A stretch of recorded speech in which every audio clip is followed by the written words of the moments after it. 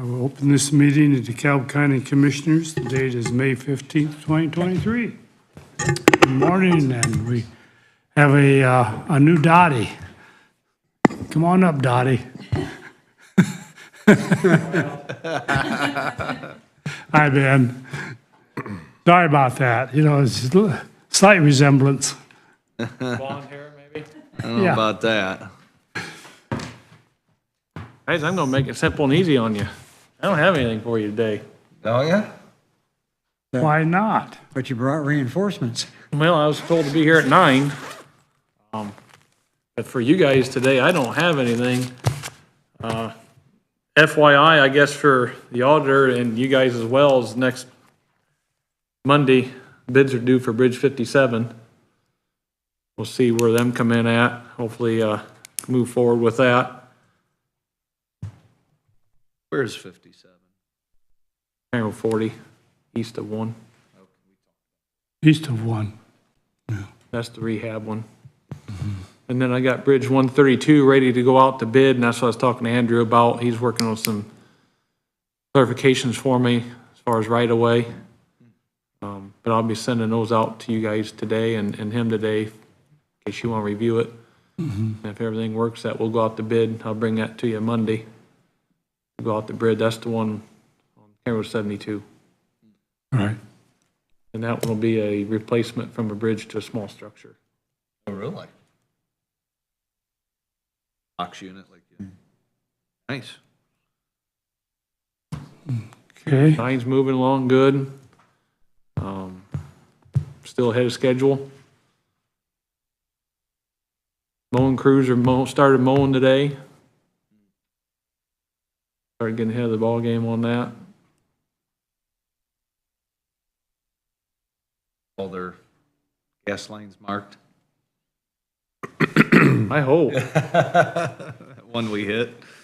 I hope. So, If not, we'll find them. Yeah. clank, clank, clank. That could be a bad deal real quick. Yeah. See, Auburn is widening Morning Star. They're starting this week. Oh, yeah?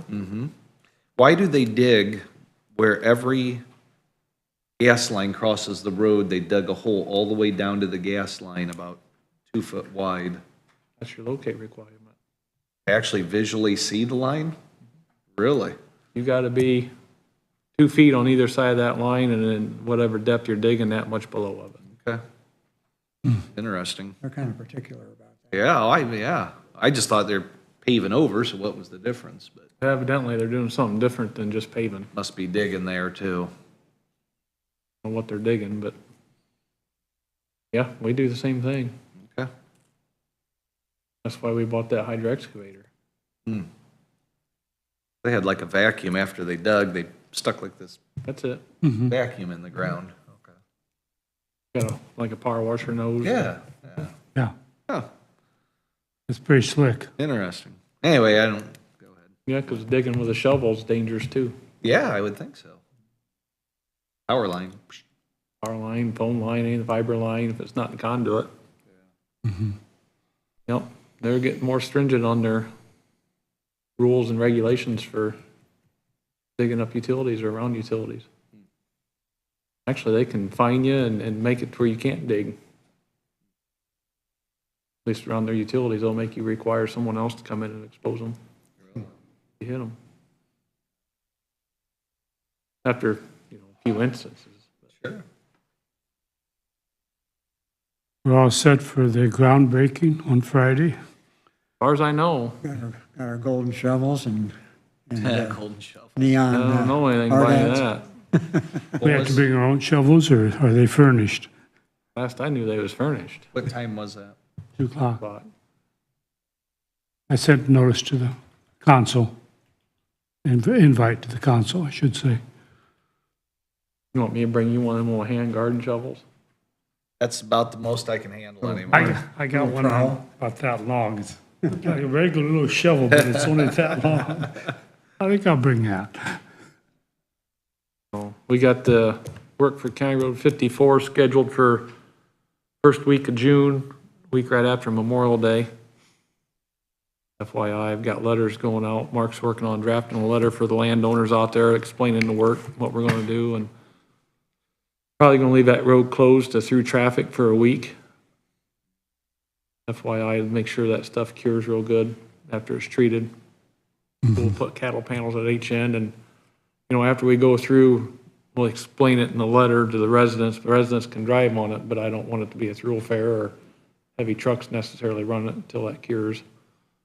Then we'll get right on it and seal it. Wow.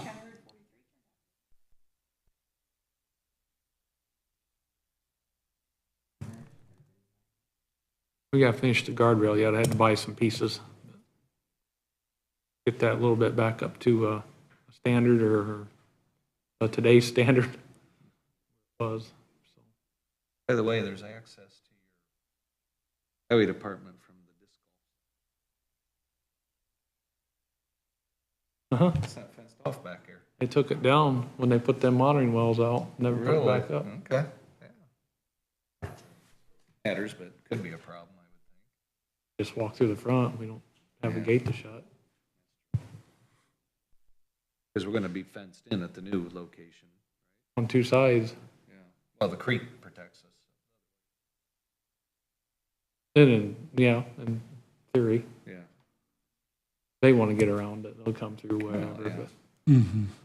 But yeah, we'll have gates and a better fencing system than what we have here. Because that's the only fence, we don't have a fence on the east side of the highway. They can come through from the factory over there. That's right. That's why I said I don't know how much it matters where we're at, but there's not much back there. I mean, there's stone, sand, salt. Fuel pumps are back there, but then power gets shut off every night. And to pump any fuel out of that, you'd have to cut the lines at the bottom or go to the top and open up the main lid to pump it. Just turn a valve on the side or nothing without cutting into anything. Anything else? Pretty much it? All right, I didn't mean to be a bummer on you being the first guy up here. I'm not near as elaborate and going as Dottie is 8:30 in the morning, but we got, Do you have information for the 9 o'clock that we can go over? I don't bring nothing for it. Oh, okay. For the what, Todd?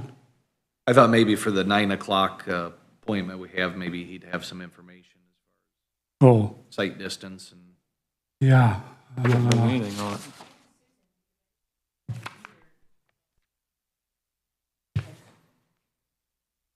But we have data, I mean, we've checked it out and Yeah, you had some numbers. we have an opinion anyway, right?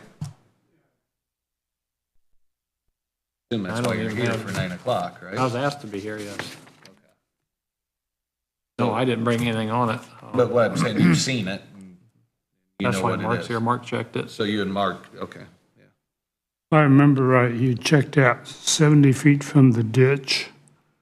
You had 440 in one direction, 470 in the other direction. Remember what that was, Mark?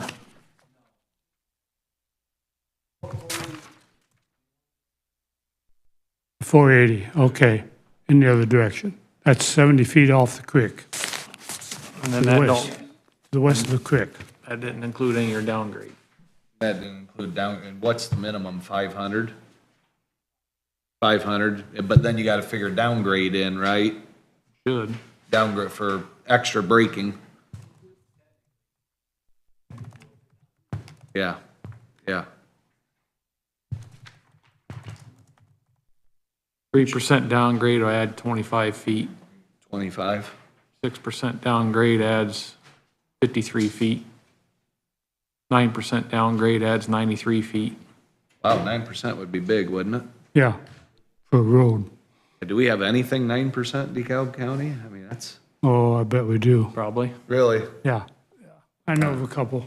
I just think of those roads in Tennessee and Kentucky that are 6-7%, and you can, yeah, you go 100 mile an hour with your foot off the gas. Those things are amazing. So if you figured 3%, that'd add 25 feet. Wow, so that wouldn't comply then. 525 feet. at 3%.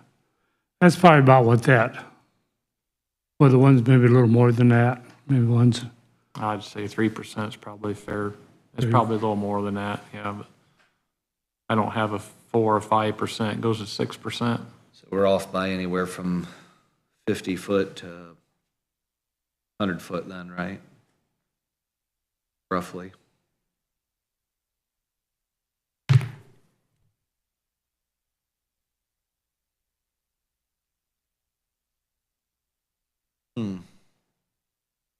Do we want to go through some of this other stuff then, or yeah. We can do that. it's up to you? I'm just, Let's get it out of the way. Let's start out with payroll. The one thing that's wasn't on our list. I'll move to approve payroll. Okay. I would second that. A motion and a second to approve payroll. Any other comments? All those in favor signify by saying aye. Aye. Aye. Opposed, no. It's a unanimous ayes. Payroll. Claims. It's a small batch. I reviewed the claims. I'd move to approve. Second? A motion and a second to approve claims. Any other comments?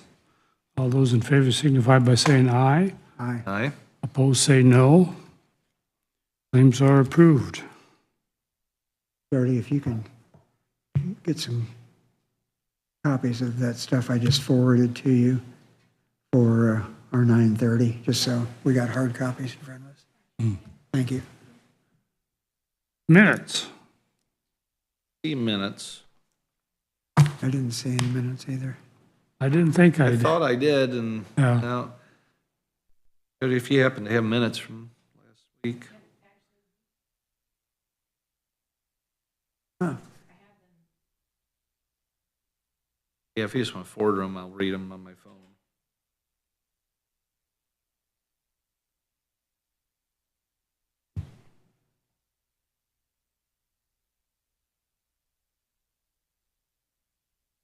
Okay, we're going to skip minutes for now and move on to travel. We have a question on travel. One of the travels, Joanna Scott, going to New York, $2,129, 92 cents. Yeah, I got a problem with that one only because it's available online and it's New York. I just don't. And I know I've already been told by one council person that, we need to travel, which I agree with, but the description said that you would get the same credit if you did it online versus attending in person, and I have a problem with $2,100 of taxpayer money going for that. Yeah. I tend to agree. And even if it's grant money or whatever it's paid out of, it's still taxpayer money. And I think we need to hold the line at some point. And if it's available online, we do a lot of traveling. And we do a lot of in-person traveling, a lot of in-person seminars and so forth. It's not like it's denied every time. But I think this one, I'm not very comfortable with it. So we want to do them, that one separately and then the rest as a group? The only thing I would add to that, and this is just personal experience, Zoom meetings are one thing, but a multi-day or a full-day virtual seminar, if I sit in front of a computer screen for 6 or 8 hours, my retention is virtually zip. I mean, there's so much distraction sitting in an office. It's entirely different than sitting in a room with the presenter and having interaction back and forth. I mean, and that's just me personally. Maybe maybe it works for some people, but for me, it would be a waste of time. I can't do that. Mm-hmm. A 2-hour Zoom meeting is a stretch, mm-hmm. and virtual seminars are becoming less and less because people are just burnt out on the whole virtual thing, and that's part of the reason. So that's again just my personal experience. tried to do that with one of the Farm Bureau zoning classes that I did virtually, and it was, I don't know, 4 or 6 hours, and it was just really hard to concentrate, sitting here staring at a screen for that long. So, you know, if you spend $500 or $600 for a registration fee and the retention isn't there, that's a waste of money too. So, I don't know if I'm just allowed to for say what it's something. worth. Did road school 2 years for COVID virtually. It was horrible. I mean, you don't retain, at least I didn't retain near what you do when you actually attend a class. I know you're looking at a lot of money, but there is a difference. You know, there really is. At least for me. You know, then also the breaks you get, the interaction that you have, you gain so much more knowledge a lot of times at them points than you do actually sitting through the class, just talking to someone. Hey, Bill, what are you doing in DeKalb County to solve this issue? Or did you ever run across this issue? How did you resolve that? You know, or what did you guys do to, there's a lot of that that's extremely valuable. Yeah, I agree. That's been my experience. So, just for what it's worth.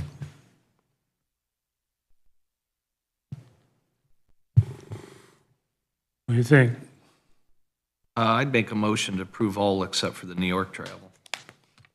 Do I have a second? I will not second that. I will second that.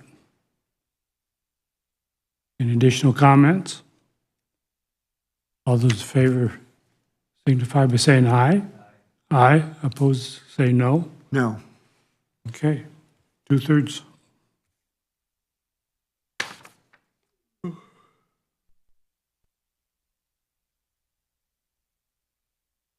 Okay. Miscellaneous topics. Anything, commissioners? No, since Chris is here, unless he snuck out again, Still there. maybe we, hi, Chris. Maybe a little conversation about that situation at County Road 55 and 60 would be appropriate. Crap. Probably not a Yeah. bad idea if we got time. Let's do that. Let's do that. Yeah. Yeah, we've seen them. Your mic on there, Chris? There. It is now. Yeah, thank you. So Mike got another complaint from probably one of the neighbors. I went out and took a look of what's going on. You guys saw the pictures. I mean, I meant to come and get a book from Ben to email all the street department people in our region to see if he's doing work that would be really against what I think any public streets project would require. You have to dump that in a landfill, appropriate place. And, you know, the streets, culverts, and things like that are there are just mind-boggling after we've gone on this now for about 2 years. Did you So- email Mike Frucci? I have not emailed anybody yet. Well, okay. sorry, All right. from where? Allen County Surveyor, Mike No. Frucci. Okay. No. Because I think that's where, I know he was doing a lot of work for them. Is he the new surveyor? Yeah. Well, new-ish. Yeah. Okay. But, yeah, this amount of stuff that's still being dumped is just mind-blowing when we've had. We've had all these conversations. Yeah, and, you know, I think Jim McCanna sent 3 or 4 or 5, maybe 6 letters to him. I sent one, but we took it on to let Jim McCanna have that. And I don't know if I did let we Andrew had know several what was going on. conversations with him too. Yeah, So it's not like this is a new topic. right. I believe I'm going to be starting to prepare a complaint, I think, based upon what I've been hearing. The only question that I had in my mind was, is it a lawsuit on behalf of the Plan Commission or a lawsuit on behalf of the county? And we're trying to look It's at really- prior cases to see what we've Yeah, done. so there were 4 departments initially involved, and I think it's the surveyor's office, the highway department with some things. It would be Plan Commission and Code Enforcement and Soil Water District. So really, if you want to count 5. Wasn't part of that a condition of a BZA permit or something? Part of their BZ, for their pond with the joint, they joined their parents' pond and built a pond on Without their getting property. proper, Right. Right. okay, And so there were some okay. So maybe multiple conditions agencies. there, yeah. Although the highway issue was resolved, right? So for berm? for where he built the house. Yeah. And those berms, yes. Yeah. But Where he's dumping, I is- think could be a is in the separate right of issue. way. Yeah, it's a separate issue, so I don't know if we Yeah. would be suing or bring litigation concerning the berm. Maybe No. not the berm, but he's creating other berm-like structures with the, Right, where he did his Construction waste property pile. is not in violation. It's the dumping site Right.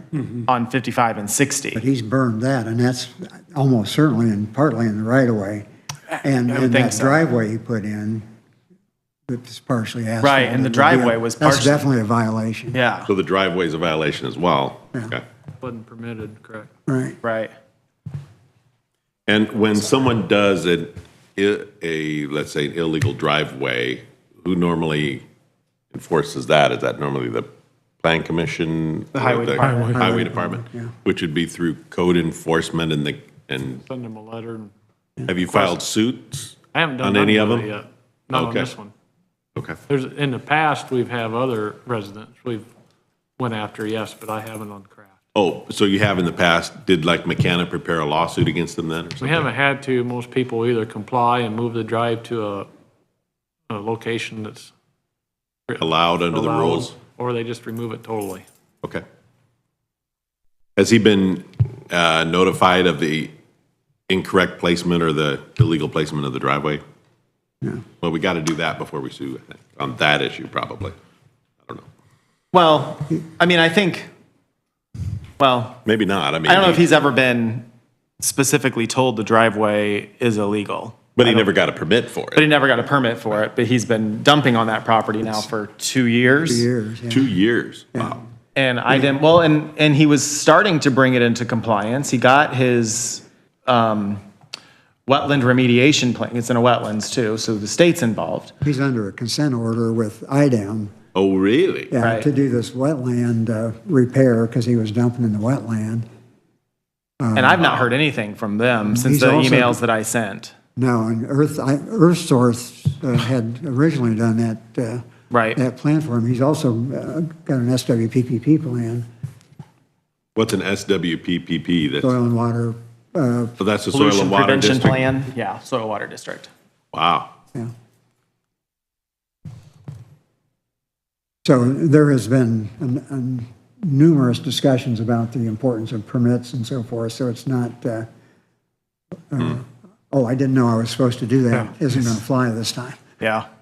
Well, it sounds like they come into compliance with certain things, but then to just do it's open dumping of construction waste or road construction waste, I guess. Yeah. All kinds of stuff that's not supposed to be there. It's, I mean, 18-inch culverts, looks like, I mean, 18 inches, I know, maybe 24, I don't know what it would be, but the drains, there's 3 or 4 street drains out there, there's concrete, looks like sidewalk or maybe street, parts of that. He dumped 3 or 4, 5 truckloads of, it appears to be clean dirt on the side of the road. You know, just looks like he backed right in to the ditch, dumped it, and then left. But then there's stuff that's been there for a while because weeds are growing in it. So, Okay. So I got an email from Evan White at IDEM in December, because I was just checking in with him Okay. about that. And he said he had an inspection, he was gonna schedule an inspection for spring. So we're a little past spring. I left him a voicemail last week just Okay. to see where he's at with it. I haven't heard from him yet, but yeah, when Who I would got be the doing that kickback. inspection? Sorry? Who would be doing that inspection? IDEM. IDEM, okay. But, Yeah, that's but their good. jurisdiction is only as far as what he was supposed to do with the wetlands, and the the plan that he'd permitted. Right. So, but,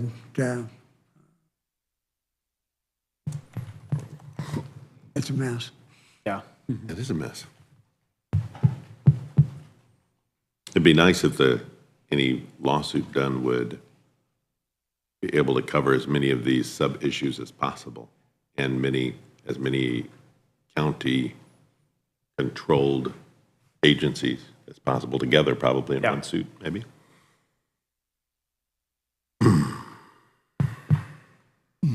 Would you want me to get with Andrew and work up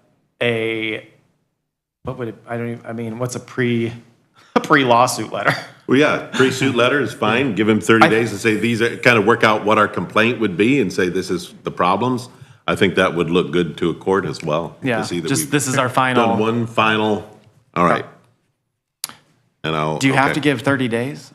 Probably a little. I mean, he's got the machinery, obviously, to clean it up. 30 days looks. In 10 days. Yeah, I mean, do we have to give 30 days? If it's been 2 years, probably, I mean, we can give 30 days. 30 days is 30 days. Because once we file the lawsuit, he'll have 30 days, or 20 to 23 days to respond with an additional 30 that they can get automatically. So, I mean, Okay. not to delay it, but I think 30, we could give 20 days Yeah. or something. I mean, we could shorten it down. That's, I'm just 15 thinking, I I would think- like something resolved by like the fall or winter, so he's not then claiming, well, it's Right. getting into fall and winter, I can't do Can't it. do it, right. It's gonna get too rainy, it's gonna get too wet, it's gonna be too much snow. We can give him He'll 30 give you every days to get excuse us in the book. we can give him 30 days to get a plan and begin steps of resolving each of the issues, something like that. yeah. Did Rachel find the file on that? Or did you find the file on that, or? In Jim's files on Yeah. the craft stuff, She was don't asking for know. some Yeah. information that I emailed her on Wednesday or Thursday, but anyway, let's get together maybe the end of this week. Okay, I'll email And see what's Rachel going here on. and Okay. and ask. Something a little more strongly worded than what we sent. Well, Previously. I think we'll say that basically, without compliance, complaint will be filed. I mean, Okay. if we're going to actually do it, we might as well be that strong in the letter. Yeah. And I'd certainly include those BZA conditions in there, because Yeah. that carries some weight. Yeah. Yep. And then soil and water, they're a county agency? Or are they their own separate? They're a county, I mean. They're under the county council and They county report commissioner? here, yeah. Okay, Yeah. all right. I think they have some IDEM rules that Yes. they enforce. Yeah. Right. But, yeah, they're a county DNR, department. Yeah. Yeah. They're a county department, okay. All right. Most definitely. I'll follow up with all of them too, to get me what their specific complaints were and stuff, so we'll have a comprehensive list when I meet with you. Okay, and I'll ask Rachel to get, her and I a meeting with you to go over everything we can add into a demand letter and Yeah. complaint. Thank you.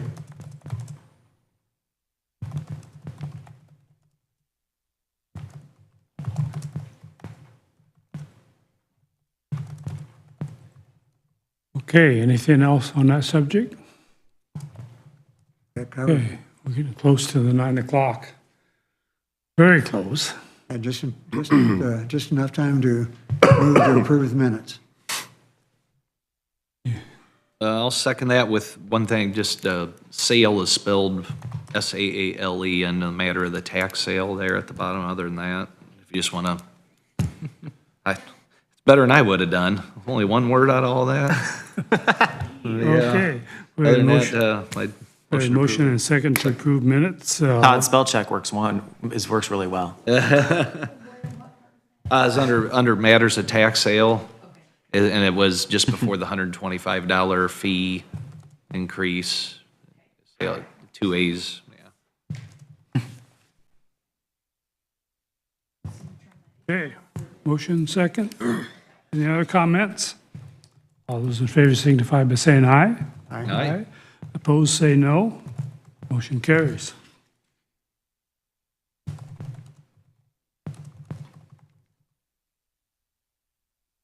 Okay, now we're at the 9 o'clock hour. So we got Jack Hill, Highway Variance. Jack, are you present? Yes, you want to step up to this podium? And if you would, is there a sign-up sheet up there? Would you sign in and turn on that microphone when you're done signing in? Should have a blue light come on. Okay. Can you hear me? Yes, sir.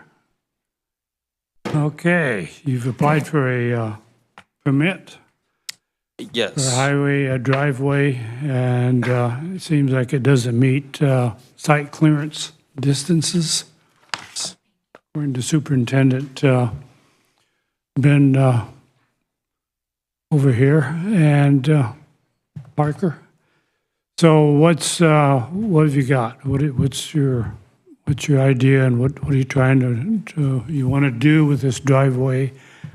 Is there any way we can do any good for you? I hope so. I did a little bit of just general research. I'm not trying to, I know you guys all do your job perfectly fine. I'm not trying to say anything that I disagree with anything. I just wanted to know the best I can too before I come in here and meet with you guys.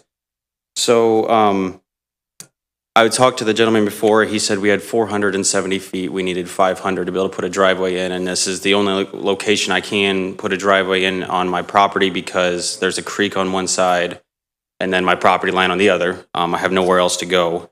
I went out there. I had talked to a gentleman from the highway department. He told me that you guys go off of a 42-inch clearance and of a vehicle to be able to see over the hills.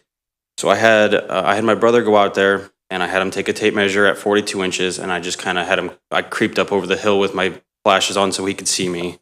And when he could see a good chunk of my vehicle, I put a little flag in and pulled over and then I measured that just to get like a rough, like 500 feet, just because I don't really care where my driveway goes at this point. I just would love to be able to put one in just to see if I could move it somewhere else. And so I went 500 feet from the east. And I'm not positive where you guys kind of start your marker at, but I just kind of went when you could see most of my vehicle. And I do have some pictures. I don't know if you guys I could show them to you or not. Yep. Of that, and I had him with the tape measure on the ground at 42 inches looking, and there was 500 feet on the east, and then I did the same thing on the other side where you could see more than half of my vehicle, and there was 565 feet that I could see from there. And like I said, I don't know, I'm not sure where you guys mark. I just wanted to see where I could see a vehicle from just to try to help that out a little bit. So there's 500 feet on the east and 565 where I could see more than half my vehicle coming up over the hill at that 42 inches. So I could technically even move it a little bit more to the west a little bit just to be able to give maybe 520 and then 540 on one side. And another thing that I was even going to offer if it would help, can I give you guys a picture or somebody Yes, a picture to look please. at?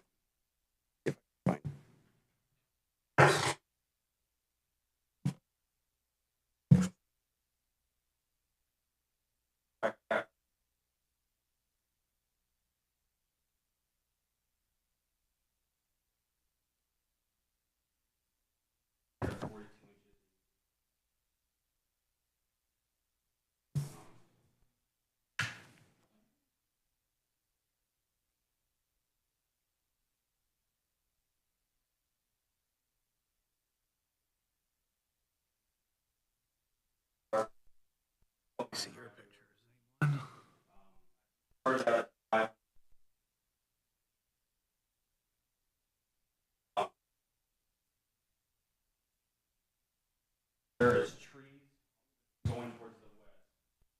I would be more than willing if it was necessary.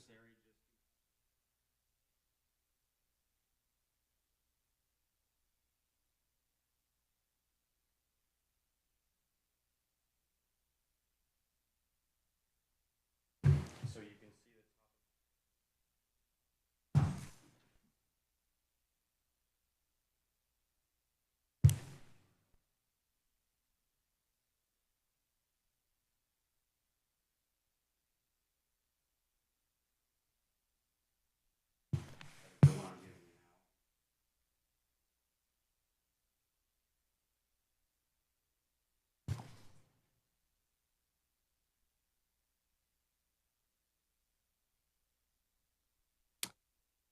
So yes, as I had stated, my name is Jack Hill, and actually at the moment, I do not have address. It's in the middle of getting surveyed to get an address. So yes, the one picture, you can see the trees going west. I would be more than willing to take, 20 feet of those out. So that way, when I'm on the end of my driveway going to the main road, you would have full clearance of my driveway. And my driveway coming off the road will be the same height as the road. I'm going to kind of gradually go down, not just straight into a dip. So the vehicles, once they're at that main road, will be the same exact height as the main road. I was going to say, I was out there and that drops down, A lot. what, 3 or 4 feet? Yes, it's a pretty good drop off. So I'm going to have them build that all the way up to match that road. And then because I pull trailers and stuff, I want them to be able to go gradually down so I don't get my trailer stuck. And I want to make it wide enough because I am well aware that it is in that 75 feet of the creek. That is not it is like I can't build anything on. It'll be a gravel driveway. I want to make it wide enough to where if the county ever needed to use it, or if I have trailers, you guys would have full access to it, no problems. And I know for sure that because it's in that 75 feet, if you guys would ever have to do maintenance on that bridge, on that creek, you have all rights to just tear it out and I'll have to put a new one in. And I am more than okay with that. I'm also knowing that if you guys need to park vehicles there to work on the bridge, to work on the creek, you can use the whole driveway. You can come get a drink out of the fridge, whatever you need. I am more than fine with that.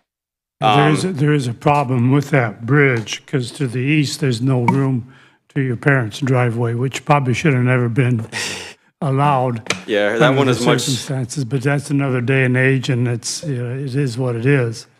We just don't want to repeat past mistakes. Yes, with these and I driveways. understand that completely. I measured from the center of that driveway. I went from both the 500 on the east and the 565 on the west. I put those on two sides, and then I found my center point off of I went off a 15-foot driveway of width of when you turn in. Mm-hmm. And I'm sorry, I lost where I was here. Oh, I'm sorry.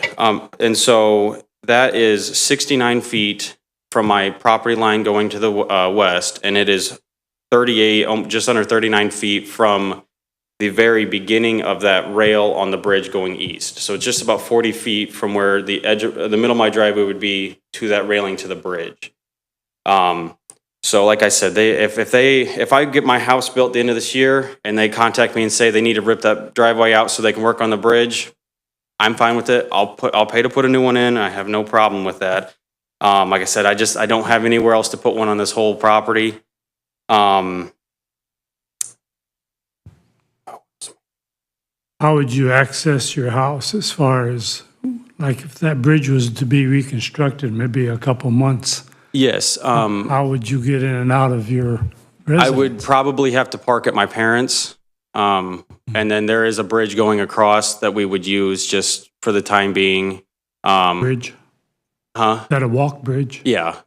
So, because I was told that we could try to put a bridge across that creek for us to drive on if needed. But they would rip it out, I'm sure, if they needed something. So, yeah, that would be my plan.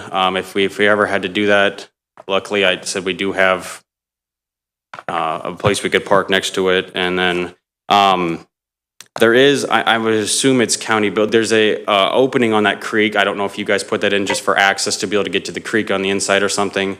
I would have no problem, we could rip those trees out right away. That way they had all the room they needed to do stuff. I could even take a driveway off my driveway once it gets to that point so they have access to it without having to drive off the edge of my driveway or whatever. And I would pay for all that. I'll pay for the trees to come down and the driveway to be put in. And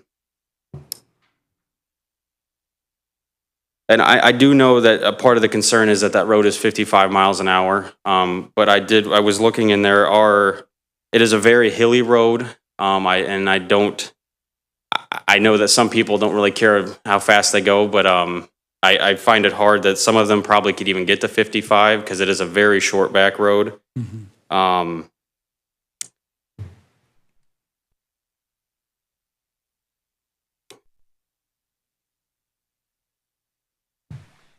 Question. Yes, If that bridge would ever have to be reconstructed, would it have to be reconstructed longer? Possibly. That would then inhibit him from even using the driveway? I don't think it'd be that much Okay. longer, but. the Because if hydraulics- it's an older bridge, I just would assume that they're constructed longer. not necessarily. It depends Okay. on, there again, probably what the hydraulics and so forth as far as, Depends on what type of, yeah. okay. And if there's a, I'm sorry, I didn't. No, you're good, you're If good. there was an issue with that, like I said, there is 565, and I don't know exactly what you guys go off when you measure, but to where you can see that vehicle, I could always push it another 20, 30, even 40 feet to the west, so That you would- would have more, is there a certain distance to a property line you can put a driveway? Because I have 69 feet to go to my property line on the west side, so I could go a little bit closer to that if I needed to. Yeah, And then I could be a good 60 to even 80 probably feet from that bridge if I needed. that would be desirable. Yeah. Yeah, if you're going to do it. If we do allow this, you go further to the west. Yeah, that would be no problem. I said I'm not really picky where the driveway goes. I just would really like to be able to put one in. Ben, any comments?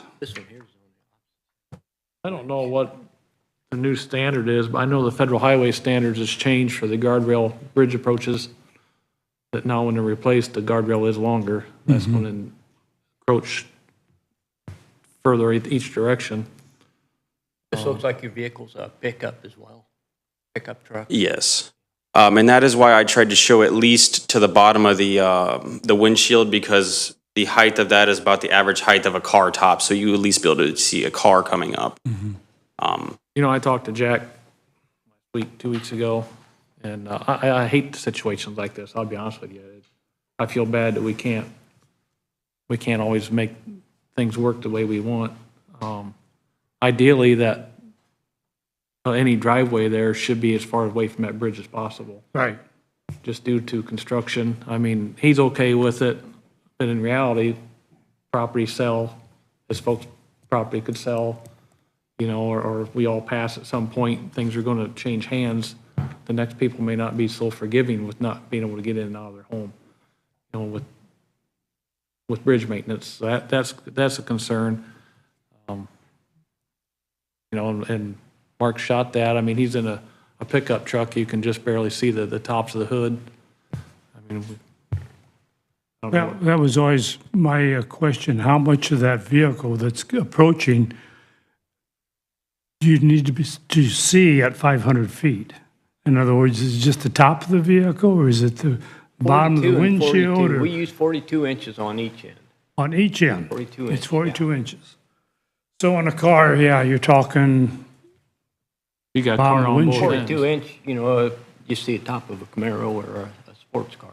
right, Would the easiest way to measure that be to make like something that's 42 inches tall with a big orange ball on the top or something, that set it at one end, set it other at 42, and see, I mean, instead of a vehicle, I mean, that way it's not subjective. I've got my footage meter Do you? Okay, where it's set right at 42 inches.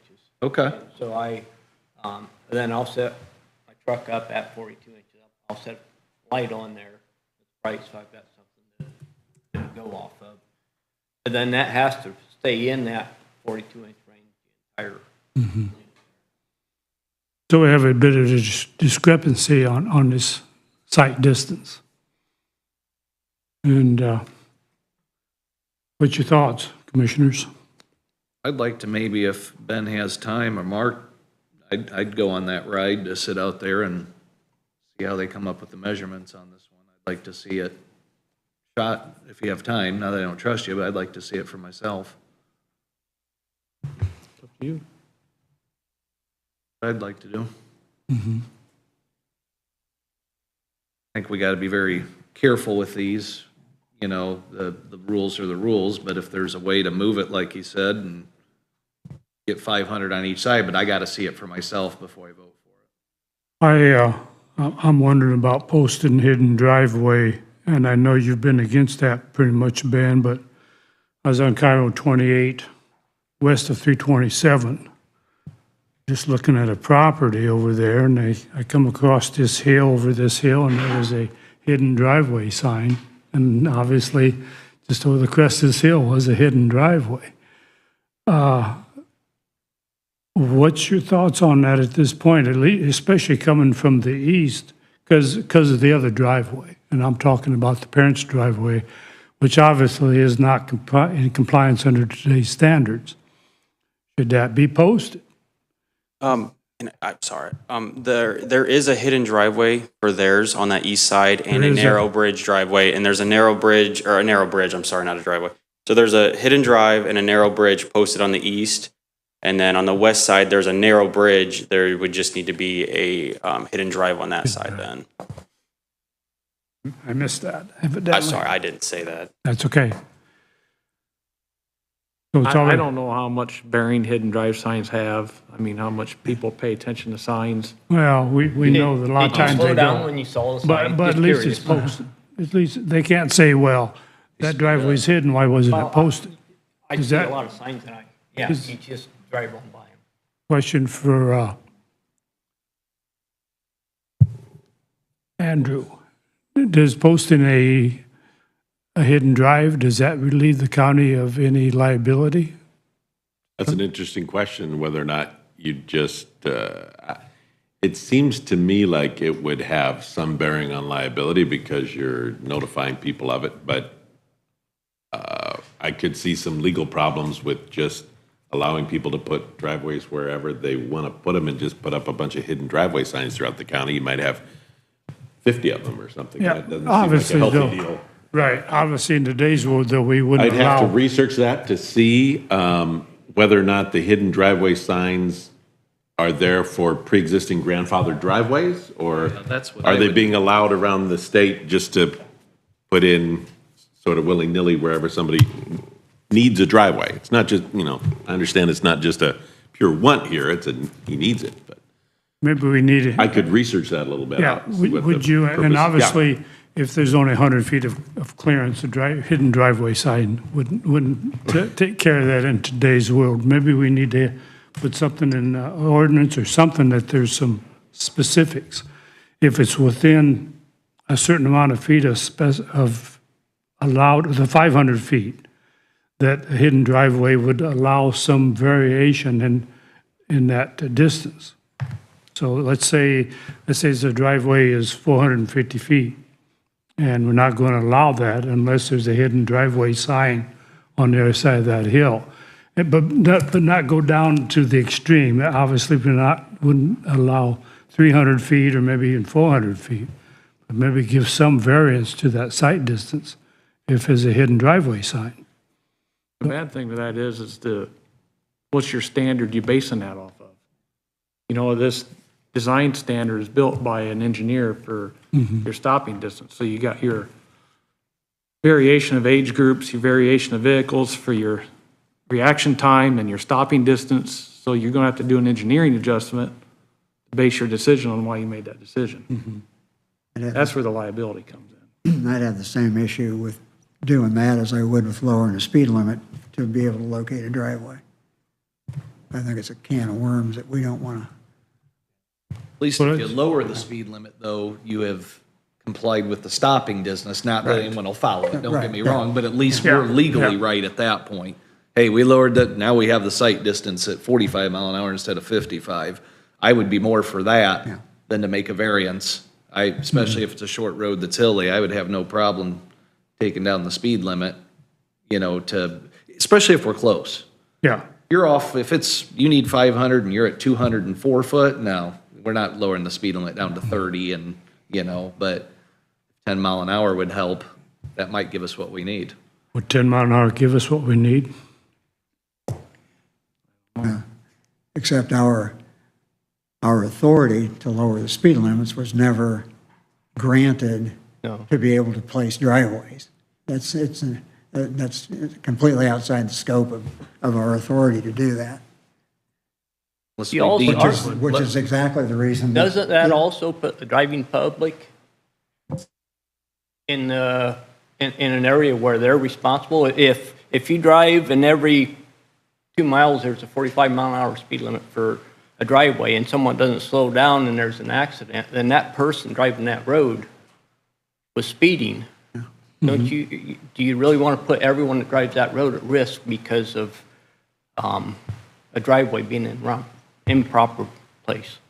Is the way I see that. People aren't going to slow down every time they see a 45-mile-an-hour speed limit. And those were the reasons that, Not on the open road. They're going to keep going. And to assume that they are just because there's a drive over the hill, I don't believe it'll work that way. those are basically the reasons that that bill died in the Senate Yes. this year. And wouldn't pass. LTAP and AIC both opposed it for those exact reasons. Well, if there's already hidden drives, I'm just saying it might be good to lower the speed limit on that road anyway for safety. What I'm saying is, if there's already a problem on that road, Yeah, because that each drive is, because I was on Vandola Existing. Road, you know where Vandola Road is, where it goes, that turn that before it goes down to the creek here? It says hidden drive, and I'm not telling you, it is a 75 foot, you come around that corner, there's a drive there, and that's 45 mile an hour there. That should be 30 mile an hour maximum. And so I get what you're saying about, hey, will people follow it? But if a road's already dangerous, why aren't we lowering the speed limits anyway? Some of these roads that are 55 are insane that they're 55. I mean, you're whoop-de-doos, and it's like, I just think, Disagree.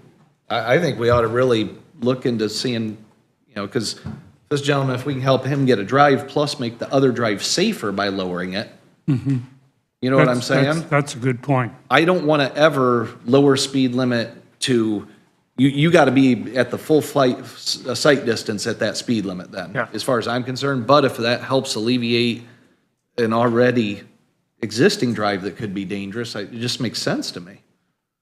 To give you an idea, in Leo too, when you go to Leo down 35, so 35 where it was that, what does that change names to, 35 when you? Amstutz. So when you get to Amstutz, the corner of Amstutz and the road right before the four-way stop there in Leo, it's on a hill. Slaughter Road, maybe? Oh, yeah. You come over the hill and there's a road intersection right there and you don't see it. And that's why they have that speed limit. I think it's 40 right there.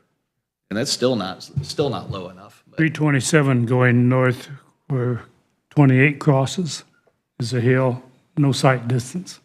It's posted. Of course, that's state, but they Right. posted at 45 miles an hour. And that state has done that. Yeah, and that's a bad intersection. It's a wonder somebody hasn't got killed because a lot of people cross 327 at that point. But I'm with Ben where I don't want to just start adding a bunch of driveways because we can. But, we also have to look after the taxpayer. And if we're close, is there a way we can help? And if we can't, we can't. But I think we should exhaust all methods to help this gentleman if we can. And I think it's an interesting question too, how close is, so like if the standard is 500, then is 499 safe? Is 490 safe? And once you go off the standard, I'm not sure how we prove it is safe. Well, my opinion is we have to meet the standard with the tools we have. Okay, If lowering the yeah. speed limit's a possibility, and then if it helps the rest of the road, like I say, there's already drives that would benefit from a lower speed limit, then we're helping everyone on that road. And you're still meeting the standard, And is we're your meeting the point. standard, but I do not want to ever give a variance from the standard because then we're the ones deciding what the standard is for safety. Okay. And I don't want to have that liability. It'd be like having a dog that you know is vicious, but I'll keep it away from people. You know that dog's vicious.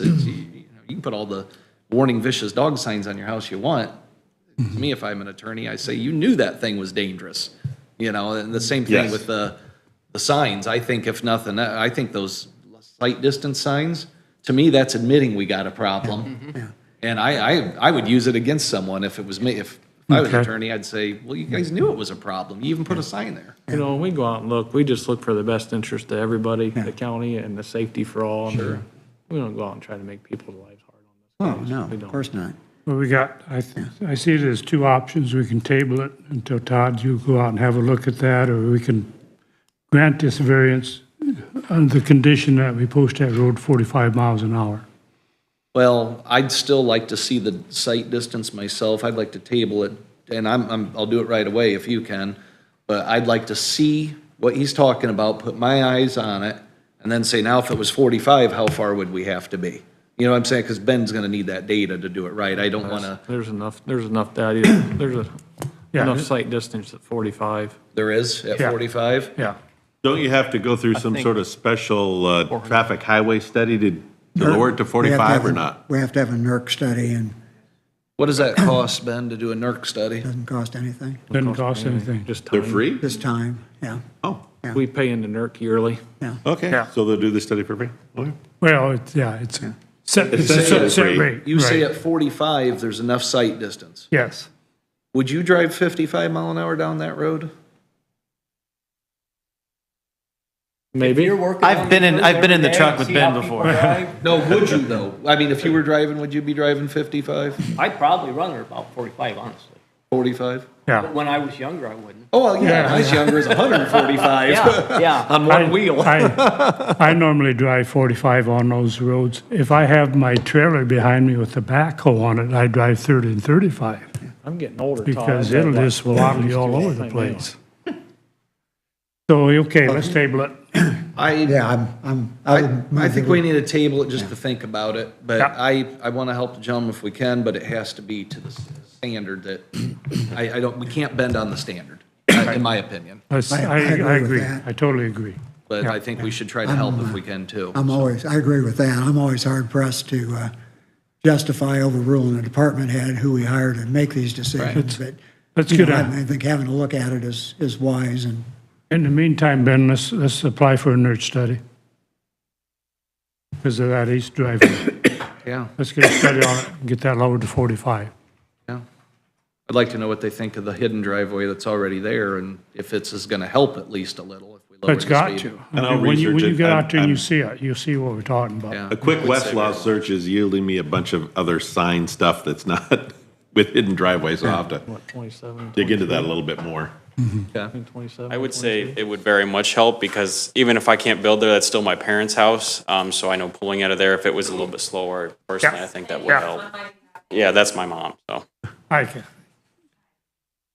Let's do that. Table it next week.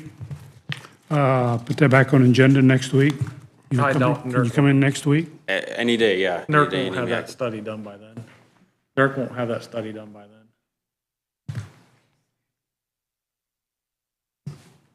We're liable to be a month for that. Okay, let's leave it open then. When we get that NERC study, we'll send you notice and get it back on the agenda. How's that? Okay, that'd be perfect. When you looking to build or hoping to build? Uh, This summer? Whenever. Yeah. I sold my house. I'm actually living with my mother-in-law until I can, so just, I feel for you. yeah, so I would say sooner than later. But as soon as I can, we'll get rolling, so. Okay, let's get the NERC study ordered. Get that coming. And the other thing I would say is I did go through all the other departments and this was the only thing that I was flagged for, so I was good for everything else, so, yeah. So Okay. as We soon still as- have to go through the plating process, the subdivision Yes, process. but I have that is going, so as soon as I can, if we do get it approved, I just have to finish that up and then I can get with him and we can get rolling on stuff, so. Okay, And we do require driveway locations for plats, so right. if he can't get a driveway, then obviously it's ridiculous to go through the process and money to plat the property. But this isn't going to be multi-houses here, just one, right? Off of this One drive? next to his parents. Yes. Cross Because the otherwise street. you'd have to have deceleration lanes and stuff if everyone was using, for a driveway for multiple residences, you'd have Right. to have. Yes. Okay, I just want to make sure we're No, I'll be on just my one own, so, residence. Yeah. We require plats for one residence. Even for one. Okay, gotcha. Okay, Jack, could you make sure your phone number's on there just so we can get in contact with you to set up another appointment? Thank you. okay, moving on. Thank you guys very much. Have a good day. Thank you, you too. Thanks, Ben. Huh? Yeah. See, Mark? See you Good Friday. one. See you Friday. Yeah. yes. Okay, Jack Hill? Nope, we want Tim Miller. No, I'm sorry, yeah. Tim. Jack was just here. Yeah, Jack was just here. So gentlemen, this is Tim Miller from Lutheran Health Network. Tim Morning. was the gentleman that I've been having the discussion with in terms of the partnering with DeKalb Central. And hi, Gina. Yes, thank you for having us here this morning, and I did bring along the experts with me. My name is Tim Miller. I work with Lutheran Health Network, and I kind of work on the business development and work on the contracting, but I have Andrea Charret, who's our on-site clinic manager with me today, and Gina Berger is the Director of Business Operations for the DeKalb Central Schools, and so they're the folks that are have the boots on the ground and doing the frontline work each and every day. And we do have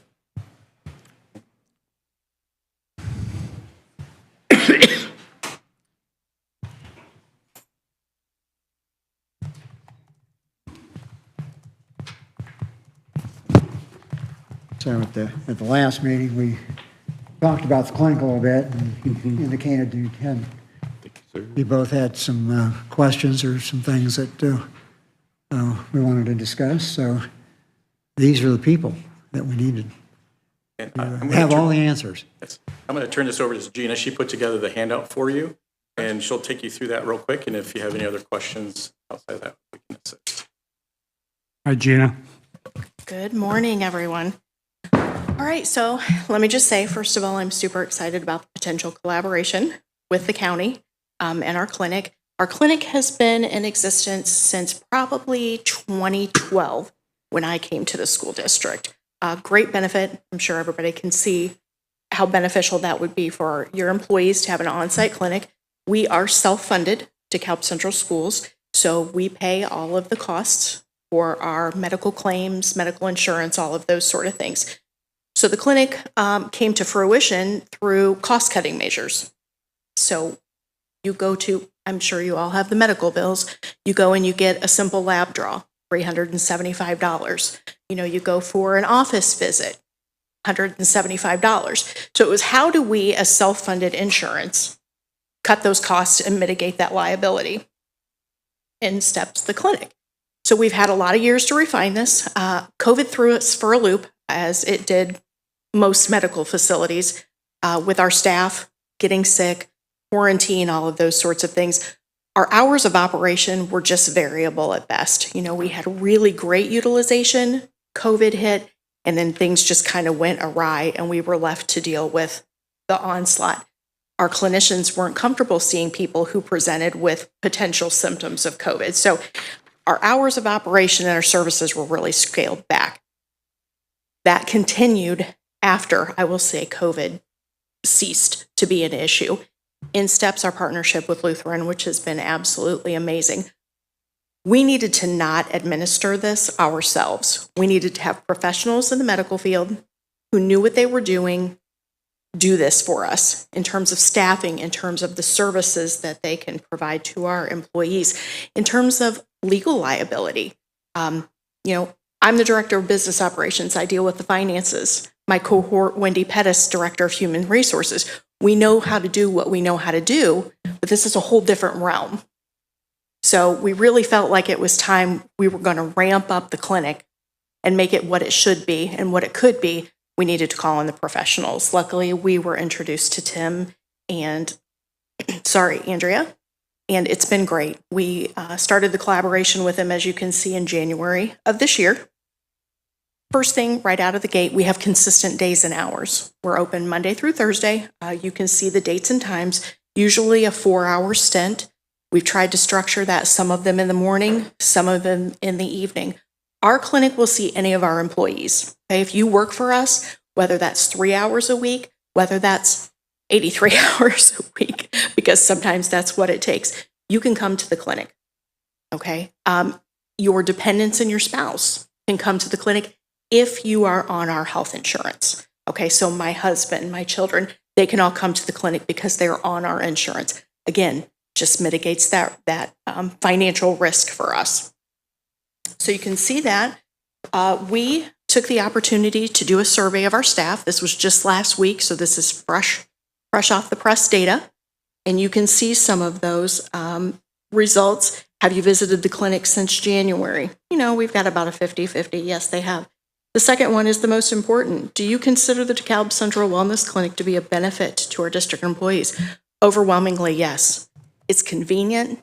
It's on campus. We now have medication thanks to our collaboration with Lutheran. We never had on-site. We had a agreement with PharmaCare. Well, they have hours of operation, right? So you go in at 5:30, get a prescription. It's a Friday evening. By the time you get to PharmaCare, it's closed. Now you have no recourse but to go and pay for it. So our prescriptions are always free to our employees and folks that come into the clinic. So now that those prescriptions are on site and can be handed out immediately, amazing benefit. And I think that our survey results and folks' responses were overwhelmingly supportive of that. How would you rate your satisfaction? You can see that, 29% have not visited the clinic since January, so they couldn't comment. So I would say the rest, the 3/4 of the pie, looks really, really good. Do you feel you have a good understanding of the services? This is an area of growth for us. I think, again, coming off of the COVID, inconsistent days, hours, services, our next step as a district is to educate our employees about what services are provided, okay? We have a lot of people that are new. We need to elevate our onboarding to let them know about this benefit that's available to them, because some people are like, I didn't know about it, or I wasn't sure if I could go and utilize these services. You're an employee? Absolutely. So in the day and age of, unfortunately, high employee turnover, this is one of those benefits that we really need to make top notch to help with employee retention. Let's see. If you selected no, what would be the most convenient way? Do you feel you have a good understanding? Again, we're going back to that education piece. They've let us know what are the most effective ways for them to be communicated with about the clinic. I'm not going to read through these. You guys can read through the employee comments. There were many, many, many. I just kind of summarized and picked a few. Overwhelmingly positive. Absolutely overwhelmingly positive. We did identify some areas for future growth, and these were things that we were already aware of, but now that we've got this consistent clinic in place with the things that we want to have, let's take it to the next step. So some areas of growth is, one, educating our staff about the clinic. Again, they've got those confusions about who can and who can't. We would like to, one of the responses was increasing their familiarity with the clinic staff. So we'd like to do just a get to know your clinic staff. That way they know when they walk in, it's a familiar face. I know your name. I know you're supposed to be here. Let's see. So you guys have a listing from Tim, from Lutheran, about the services, costs, again, reiterates the schedule, some of the benefits that are available to us as the employee, such as utilization reports. Andrea sends a utilization report every month. January, our first month out of the gate, 23% utilization. By the time we got to March, we were up to 47.5% utilization of all available time slots. So we want to just keep increasing upon that utilization. What that's going to do is allow us to open up more days and times. There's a financial barrier there. If you want to have more days and times, it's going to cost you more in clinician hours and things. So let's get that utilization up so we can open up some of those additional slots and make it more convenient for employees. And then the secondary is just screenshots I thought might be helpful. So there's an online portal where everyone would have access to. You go on and you select when you'd like to have an appointment, and then it opens up to the next screen, shows you the days and times. You pick your schedule, and then that final screenshot is just details about your appointment. So, for instance, I go every week for allergy shots. I used to have to drive Southwest Fort Wayne to go to the ear, nose, and throat associates to get my once a week shot. I don't have to leave work early anymore. I hop 2 seconds over to our clinic, get my shot, and I'm on the way. I can't tell you what a benefit that's been to me. So anyway, that's kind of the long and the short of it. Andrea, did you have anything, Tim? You guys have anything you wanted to add?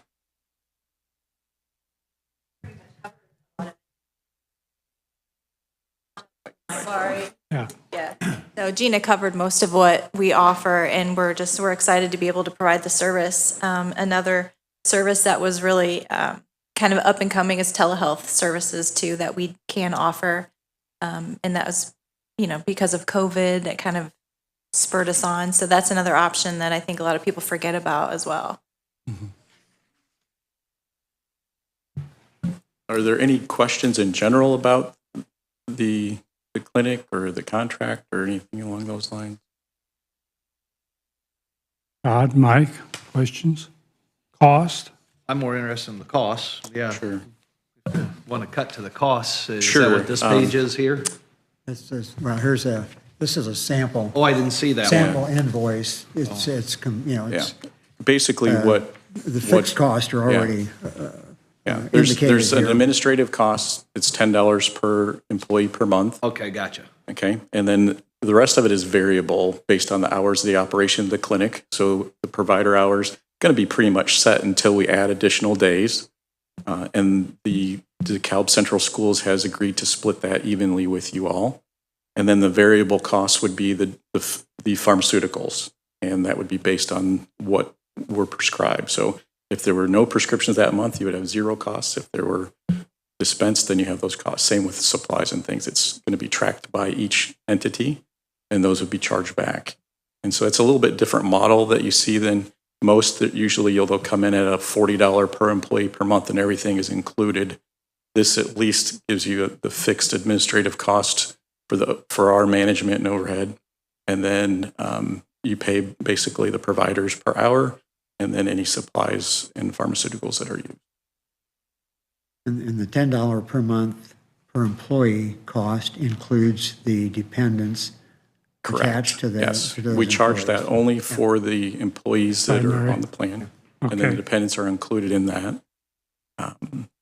That covers access to the electronic medical record, access to the portal, and all the services that would come along with that if you choose to have us involved in a wellness committee that you might have at the county. If you don't have one, we could help develop that and things of that nature.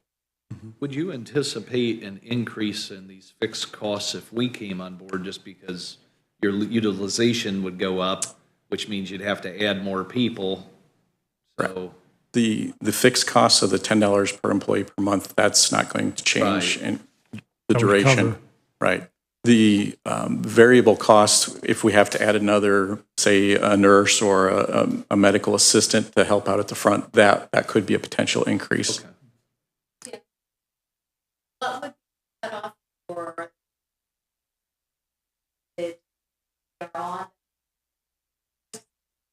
That's pretty much your call. As far as, and then it's based on what what the clinician is credentialed to see, and currently from two on up currently.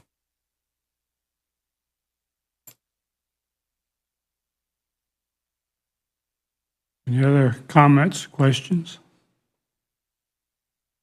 So if basically just estimated for 5,200 a month, our employees are able to have pretty much I don't want to call it on demand, but it's close to it, access to a clinic where they can get their prescriptions done. If they had a cut, you could take care of a minor cut, I assume. If they, Vaccinations. yeah, if they think they have the flu, they could come, that kind of, so basic office visit could Yes. be handled there. Yes. Probably not broken bones and stuff, though. If they, broken bones, they go to the Yes. ER to.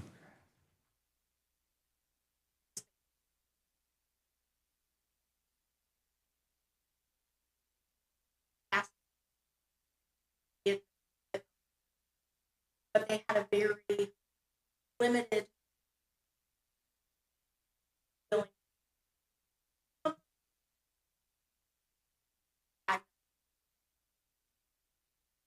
What else? What else? What would you like to?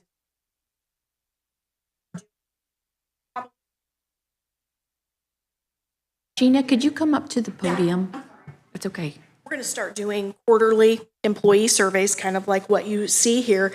And then also, I've gotten to be great friends and a good working relationship with Andrea, but also our NP, Trisha, because I'm in there weekly for my shots, and really relying on her and have given her that carte blanche. Hey, what are you seeing? You talk to these people, you talk to the patients. What other services would you like to see? We're open to doing anything that is excuse me, within their realm to do. So, if we're talking stitches, great. If we have someone qualified to do that and they're comfortable with that, wonderful. It's really kind of open-ended at this point, and we just want to continue to elevate the number of services that are available to our employees. Okay. I think the key here is there's two ways to look at this. A, it can save money and be a convenience for employees both. The only thing I would question is the hours are good for the school, obviously, because like you said, you walk over there. The hours for us might be a little harder, just being 15 hours a week's not a lot to be able to schedule a lot of people. That'd be my only real concern. All right. And I think that's an easily solved issue, at least from what our conversations have been up to this point. Sure, we would sit down and work with both partners to see what is going to be the best, for both entities. And then as the utilization increases, we would look at adding, additional times. We could use another hospital here to go into competition is what we really could use. No comment. It's only a few $1 billion. Come on. Well, you guys got it, don't you? We do have pretty nice array of services Yes, you do. out by the Home Depot on Smaltz there, from the access to the ambulatory surgical center, the primary care specialist rotating through, the imaging, and lab services over there. So I Hey, hear what you're saying. Mike? Nothing? Oh, I'm good. I've had my questions answered You've had a question. for a while. I have Commissioner two Watson to knows it. how to get in touch with me if there are any additional questions. Okay. No, I think I understand it. I appreciate that. Okay, thank you Say very we need to much. hear our presentation on our insurance and then figure how to make this work in there if we Yeah. can. Yeah, So, yeah. It's got to be, figure out how to pay for this. Where does the money come from and so forth? Does it come, how's that worked out? How's that? Yeah. We'll know more later, obviously. So we're, just to refresh, we're about a 30-day window to onboard. If we decide to move ahead, we can Yes. have this set up in about 30 days. Yeah. So we could conceivably meet our same renewal date that we're doing with the insurance too. Yeah. So it'd be nice to put it have together both as a on one. package, yeah. I'd like to have it all Yeah. at once if we're going to do it. Yeah, yeah, and I think from looking at this and from the conversations I've had with, with the folks at DeKalb Central, that this will end up saving us a considerable amount of money over the alternatives. I think So- you're probably right. I think I see some value here if it can, let's see what our costs are on the insurance, but Yeah. Excuse me. Okay, if there's nothing else, Anything to add, guess Tim? we much appreciate you coming in, taking the time. Really, thank you. thank you, And, appreciate it. Andrea, Gina, thank you very much. Yeah. Okay. Any other quick business? We got 10 minutes to break and any other items of discussion? Andrew, you have any? Yes, What you got? we just, I guess I would say maybe Friday or over the weekend, I've been working with Susan Sleeper on about 5 tax sales. I think we might have talked to you about that before with, that the attorney for the tax sale purchaser, in my opinion, missed the deadline window to file for them. I think what happened is that the judge may not have realized that because it wasn't stated in the petition, hey, we missed the deadline for the statute. They just filed the petition. So the judge, as he sees it, presumably doesn't necessarily know that that has happened. So Susan contacted me when she got these surprise orders that she didn't know were coming. And so I filed a motion to intervene in the cases on her behalf and a motion to correct errors. And then we had some procedural stuff with the judge initially setting a motion to correct errors hearing, canceling it, refusing to set them, even though that means they'd be deemed denied after 45 days. And our hearing to intervene was 3 days after that. So I would have lost a motion before I had an opportunity to even intervene. The only thing I could have done after that is a motion to reconsider, claiming it was impossible for me to do things prior to the 30 days because the judge made it impossible. But then the judge did something which allows us to go forward. He rescinded his order ordering the deeds, which means that my motion to correct error is not stale because he undid the order. So hopefully that will solve the procedural issues and we'll have our hearing on the motion to intervene. It also looks like you might have set a trial on these, on the whole issue of the deed itself. So hopefully we'll get this resolved, but that's a lot of back and forth on the procedure, I'm afraid. I discussed it with Susan that it's not worth, if the judge would have denied our motion, it's not worth filing a $3,000 or $4,000 appeal or something on each one of these cases. But I would, for the principle of it, not want people to miss the deadlines. I mean, and Susan is of the same mind. So we're still proceeding on those. Okay. The only thing that she had, and she said that you knew about this, Andrew, was the bond purchase agreement. Yes, that was supposed to be signed. I believe I understand it's already been approved by the county commissioners. It just needs to be signed. Okay, yeah, that's what she said. No Yes. motion, it just needs to be signed. Does it need to be notarized or just signed, maybe? I think it's just signed. I believe just signed. Okay. That was through the attorney for the county on that issue, Randy Rampola. So just sign only. Just sign.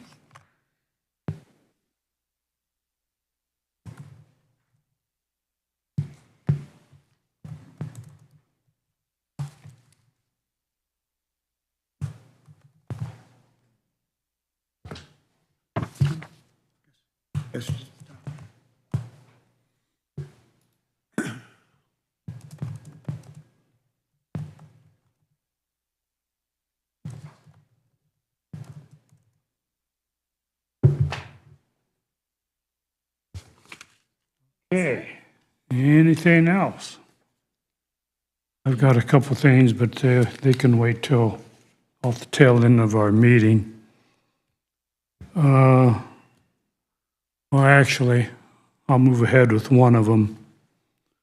There's always been some talk about having meetings in the evening, and not a lot of success unless there's a hot topic item that comes up, obviously. And we do that and we have good attendance. Otherwise, the attendance doesn't seem to be much better.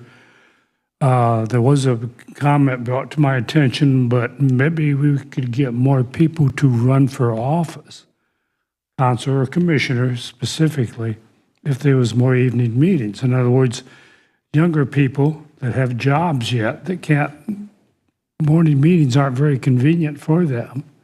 If there was more evening meetings, that would maybe attract more candidates for the position of commissioner.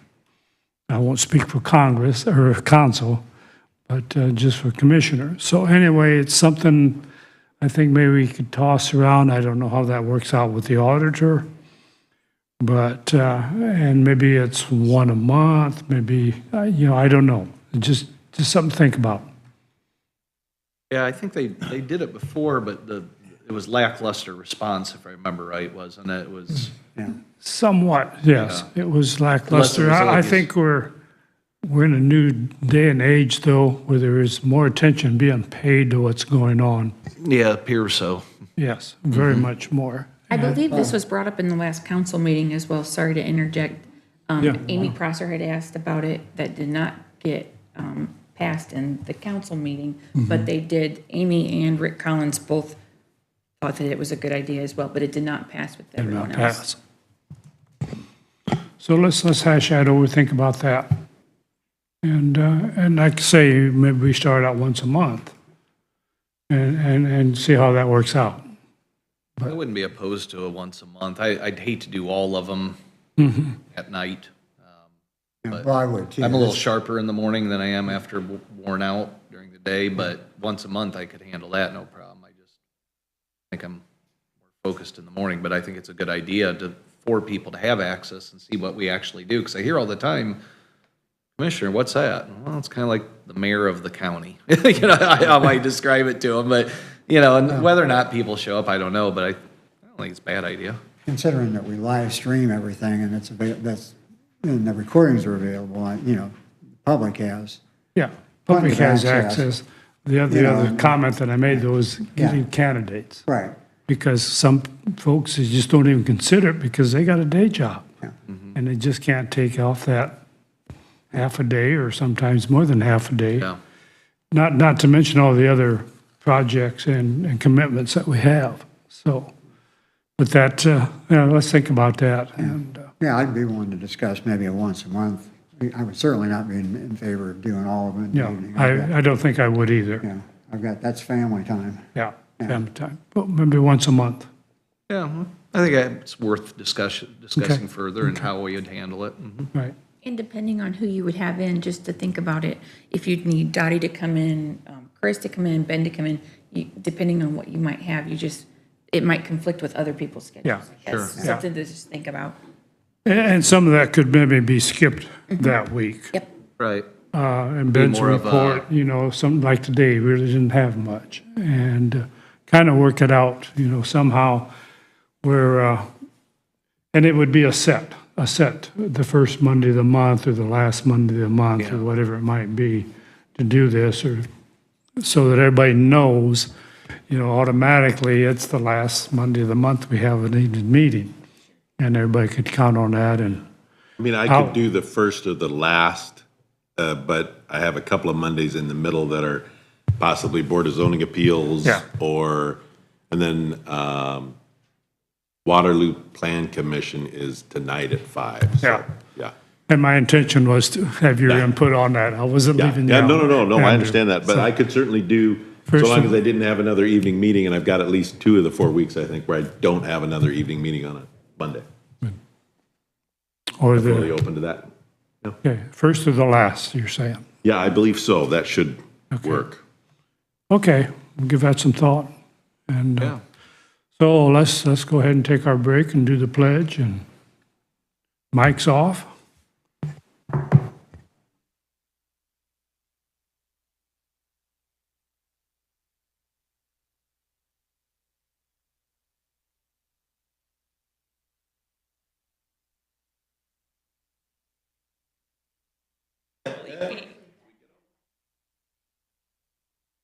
How do you get another bar fight?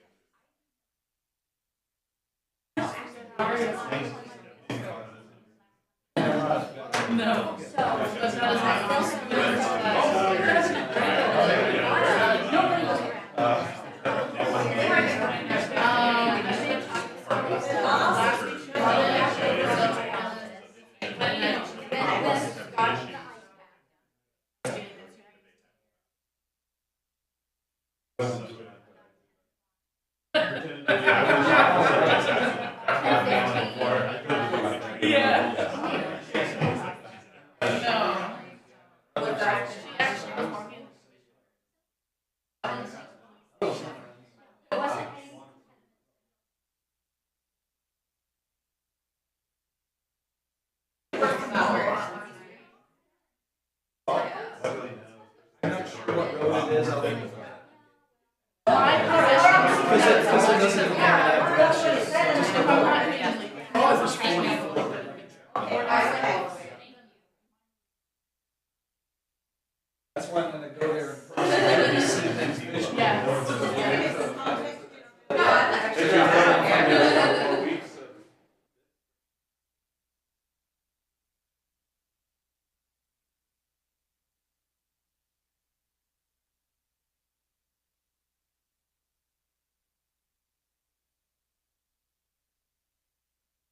Morning,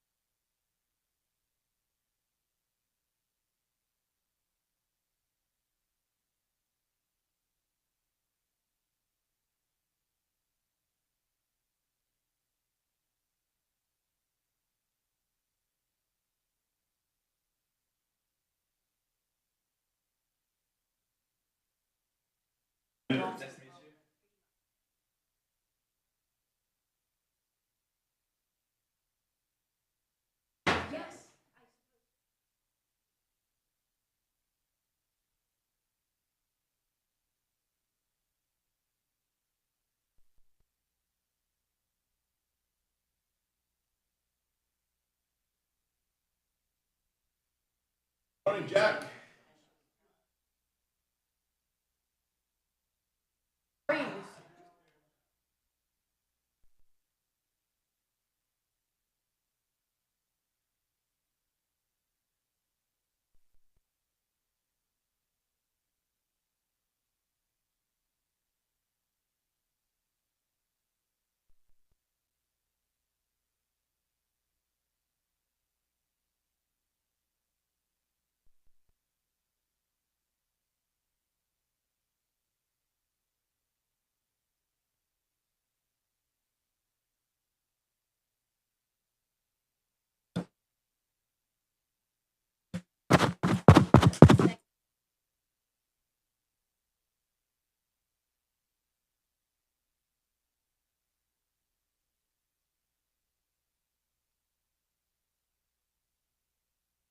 You got a smile on your face. Can Hey, help I you with the chair a little bit tried. here? Thank you.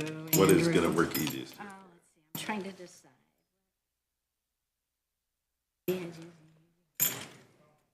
Could set you down and I could wheel you in, I guess. I could try. Nope. Yeah, yeah. Right up, there you go. Thank you. All right. Thank you. Yes, very Okay. graceful, right? Yes, all right. I am trying so hard not to put any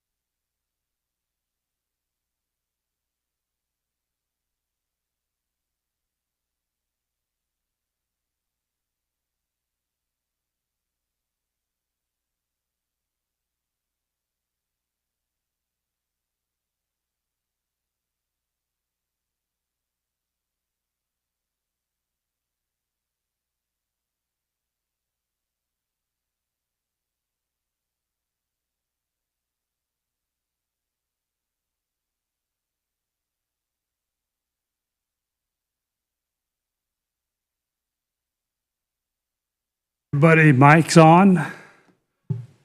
Little green light. And we will back in session here after our break. Good morning. Good morning. Would you introduce yourselves for the record? I will. I'm Bill Sylvester. I'm an advisor at Apex Benefits and basically your broker as of now. My teammate Shauna is replacing me in a meeting in Indy, so she couldn't be here today. Lauren McMahon to my right is our senior account executive at Apex Benefits, or your senior account executive. None of the commissioners have met her, but Dottie has. And then Tyler Townsend, our Kinetic Health Program Manager, Wellness, Pop Health. He'll be looking at your claims information every month going forward. And we wanted him here to hear the presentation from Lutheran and the clinic. Right. So, Yeah, absolutely. And Tyler will probably have some, you want to comment on that at all, or not? Throwing you out there. Yeah, I think it was a little unclear where the dependents fell. So typically we see ages 2 and up. For some, just for reference, some employer clinics do 16 and up. Someone had mentioned over there that they can see infant, then they said 2. So just to clarify where dependents fall. And also what they're doing to promote their services. I think that's a huge benefit that you're not going to make an impact if no one knows about it. So as they talk about rolling out these new services, what's really important is who's going to be the person promoting those services so you can get a return on investment. So I'm not personally familiar with Lutheran, but I'll see if I can connect with them to get really more details about what their services are about, what they're planning on doing to stay current, and it'll be good. Okay. And we've got a lot of information for you today, and Lauren's going to start it off and run through as much as we can. We went to a lot of different markets. We shortened it down with, you'll say this is a shortened version that you're going to see, but it's a shortened version, and I gave Dottie the long version, and I've got another long version here that we'll share with you, and we can share all of the work that our team has done electronically with you. But our shortened version and like the best options that you have is what Dottie's going to go through. So without further ado, Dottie. Or Dottie. Lauren. I thought you were throwing Dottie completely under the bus here. Sorry, Lauren. No, absolutely. As Bill mentioned, we went to a lot of different markets. You can see on page 2, or that inside of that first page, all the different markets that we approached. So administration, we went to 6 different fully insured / TPAs, which is the third party administrator. So those are solely administration of claims. And for stop loss on the self-funded side, you can see that we also went to 8 different stop loss carriers. And we had several that were uncompetitive, several that were competitive. So we have some options. Bill, again, has the full report, but you'll see the most competitive as we go through. Organ transplant, that is another market that we check, and that is a fully insured policy that plugs into the self-funded to protect you from those organ transplant claims. So as I go through these, please stop me, interrupt me, ask questions. But we'll start on page 3. So that is that first page that has the little teeny tiny numbers. And we'll send you a digital copy as well so that you can zoom in as you see fit. But the first 2 columns, that is your current Anthem plan, your PPO, and your HSA plan. So all the costs and coverage there are what you currently have. And as we go through the fully insured quotes, that'll be the same on every page. The second 2 columns, again, your current PPO and your current HSA plan, but this is your renewal from Anthem. You can see that on the PPO plan, it is going to be increasing about 37.5% at their renewal, and the HSA almost 43%. So blended, basically a 40% increase was their proposal. As you can see, the combined costs annually, we're looking at darn near $1 million increase. Then we'll start to look at the different proposals that we received from other carriers. So those next two columns, we tried to match those plans as closely as possible so that we are looking at apples to apples. If you see a highlight in blue, that is where there is a plan difference from your current. But as you can see here, there's just this plan difference is a $6 generic medication difference. So very, very small difference there. They proposed 21% over current if you put your entire population that's on the PPO into this PPO, and the second column, the HSA. So that would be if everyone elected the same coverage that they currently have on the new plans. So blended about a 24% increase over current.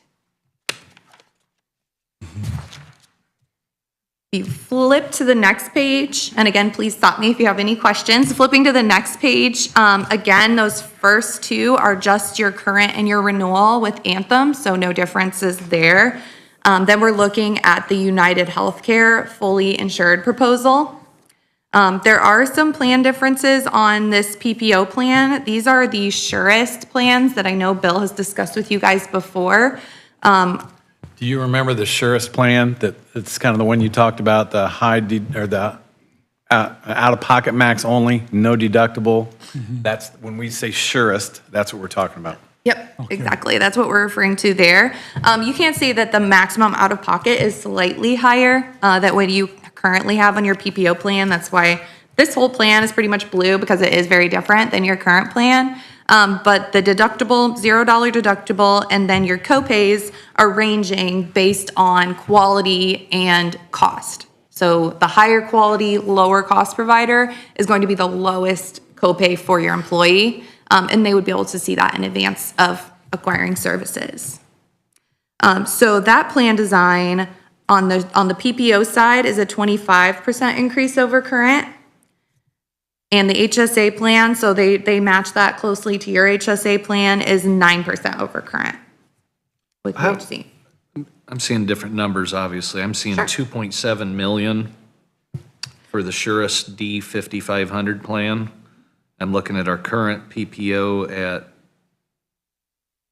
1.3 million. So the way that we had our marketing team look at this, it would be if every single individual were to jump onto that surest plan, and then on the opposite side, the HSA plan would be if every person not the two elected that. combined. Okay, Yeah, I gotcha. because we thought that if we offered a plan like this, that you would have some serious migrations. So we wanted you to see best case scenario and worst case scenario. I got you now, I'll air okay. quote worst case. Yeah, Thank you for- wherever people land will be somewhere between that higher number and the lower number, but we couldn't even guess Yeah. who would jump over. Yep. Okay. I thought it was both of them. Yeah, no, and So that ain't gonna work. yes, and I should have clarified that. That's So all thank right. you. At the PHP, since those plan designs did match, we put them in their appropriate tier because we didn't think there would be migration there. Gotcha. Yeah, I'm sorry. Thank you for calling that out. So looking at the next page, this is again UHC, and this is if you increased your maximum out of pockets. But then the plan design is the same. So worst case scenario, your employees will be taking on more risk, but if they are healthy and, just going to the doctor, just going to, hopefully not the emergency room, but taking those prescriptions, they would have a lower cost. So that would be if every person jumped onto that plan, it'd be a 17% increase, while your HSA, again, stayed the same at that 9% increase if everyone took the HSA.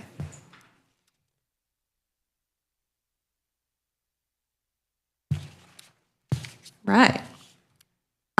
So does anybody have a question on the fully insured proposals before we get into the self-funded side?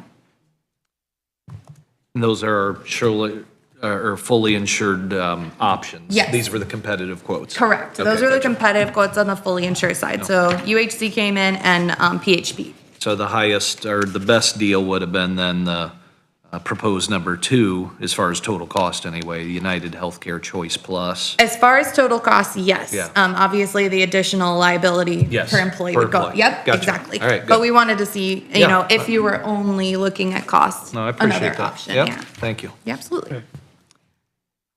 All right. Anything before we jump into Self-funded, okay. All right, looking at the next page, this is where we have even more tiny numbers. So we looked at a couple different types of contracts. A 12-12 contract, do you understand the difference between a 12-12 contract and a 12-18?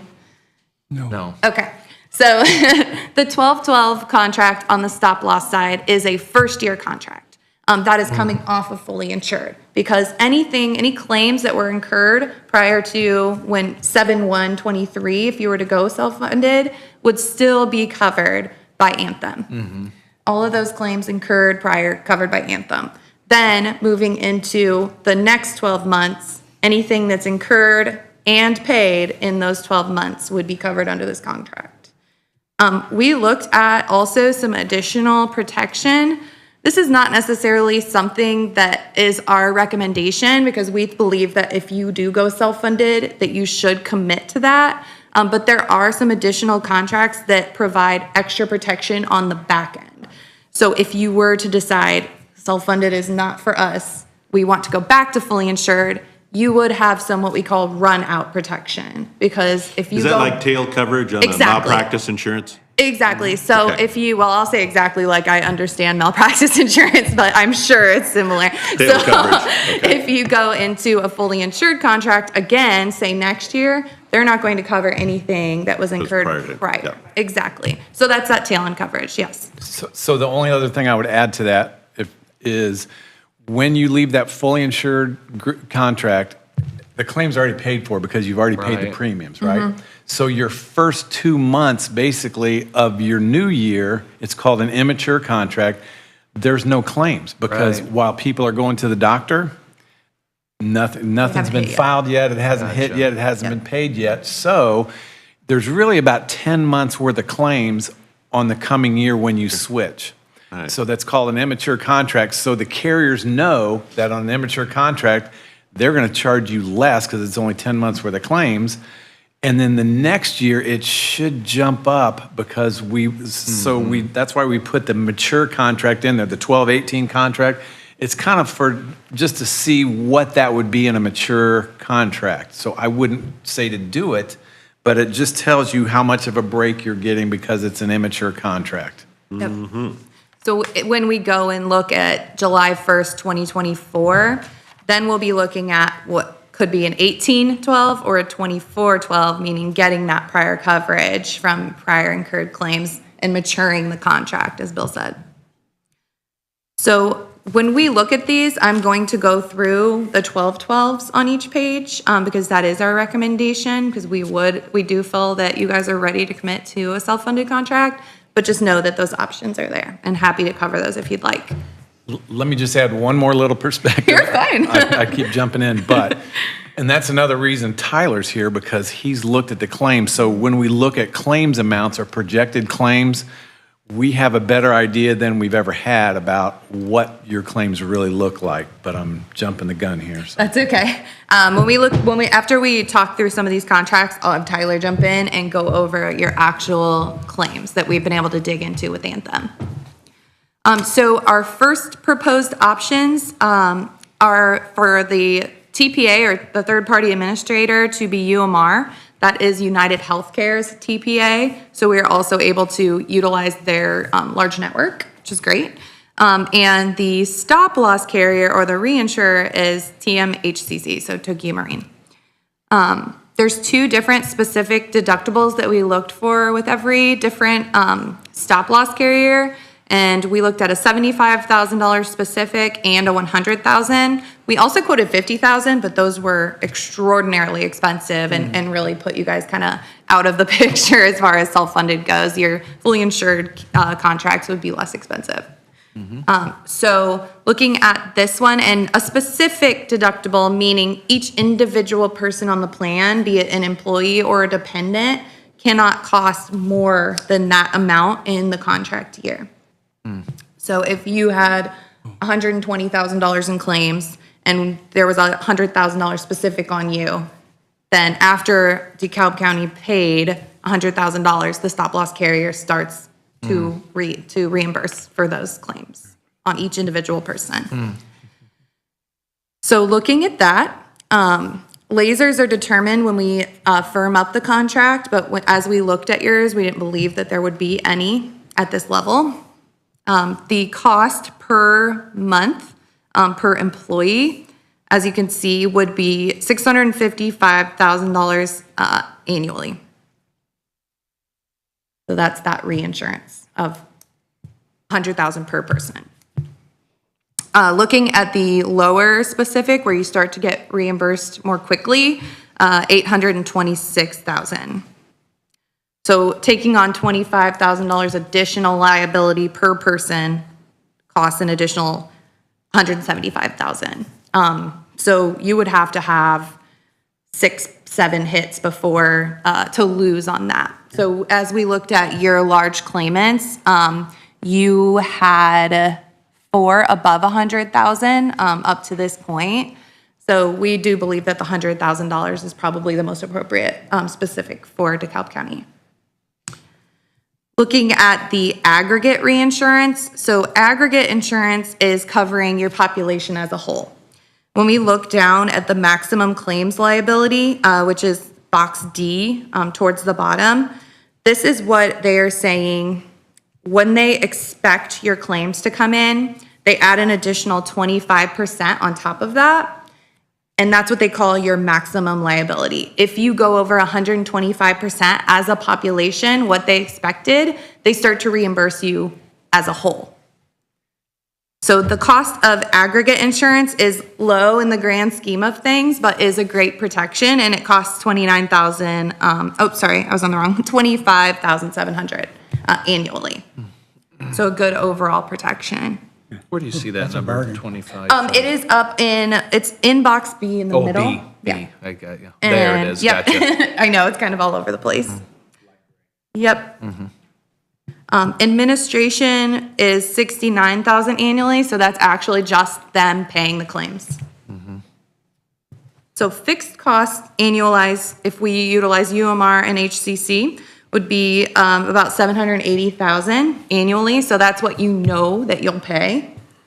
We expect, okay, let me reword that. UMR and Tokyo Marine expect you to run at about $3.1 million fixed claims all bundled together.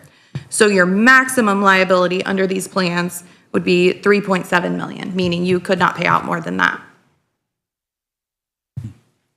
When we get into your actual claims, we'll talk about that number more. Any questions on that? I know that's kind of a lot. Looking at the next page is the Surest as your third-party administrator with actual UHC as the reinsurance carrier. These contracts are the 12-15, so those matured contracts. So while these are helpful just for utilizing them as a touch base, we're going to flip over and look at the 12-12 contracts. So this is page 8. Again, Surest as the TPA and UHC as the reinsurer. Again, looking at the second column, that $100,000 column, looking down, no lasers currently, and lasers, just to explain what a laser is, that means if we know an individual has a certain amount of claims coming up, they may say, Lauren has a condition, she has a certain medication she's on, and we know that that costs $200,000 a year. They're going to say, Lauren's specific deductible is $200,000 because we know that amount's coming in. That will actually, lasers, are a good and a bad because they'll take that out of the overall cost. So it won't be baked into each individual person's cost, but then you have that additional liability. Again, we don't expect that to see any of those, but we'll know for sure when we go back and firm up these quotes. So looking at the actual specific premiums for the UHC stop-loss contract, $500,000 is the annual specific cost, so significantly lower than the HCC contract. Aggregate insurance, looking down at what those maximum costs would be, they have said that they expect to see $2 million in claims, meaning overall they expect $2.5 million or $2.56 million overall between fixed and claims. So those maximum claims liability, the most you could pay out is that $3 million. And aggregate reinsurance here costs $27,000, so highly comparable in cost to the HCC contract. So fixed costs annualized, the $558,000. If you look at the $75,000 contract, $710,000 total all in for that, meaning again, you would have to have over 6 large claimants to lose on the difference there.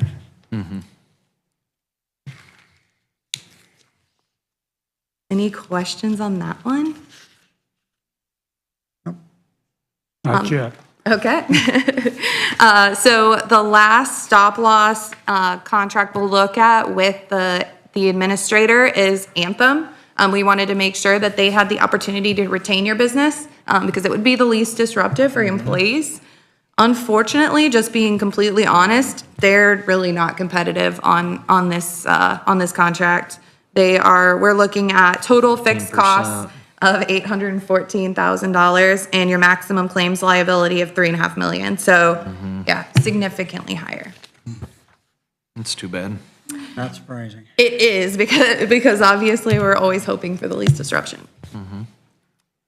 If we look at the next pages, these are just your broken down costs of your administration. So you can see on this side that UMR, which is the first TPA that we looked at on the self-funded side, they are charging that largest chunk, which is the administration per employee per month, but they're offsetting it with a pharmacy credit. So if we look at the total cost, the Surest is giving us back the most in pharmacy rebates. So it's costing, $27,000 a year rather than a significant amount higher because they're offsetting those rebates into your administration fee. So on the other thing that I think is really interesting on this, the fully insured quotes they keep all the rebates, right? Right. So in this instance, they are giving you, if it's a $50 PEPM number, they are giving you back in a rebate credit instead of rebates, $118,000. So that $118,000 is baked into those fully insured quotes, right? They're keeping that much more money. So we're taking that back out and you get that money. One other thing with this, so normally we don't take the credits.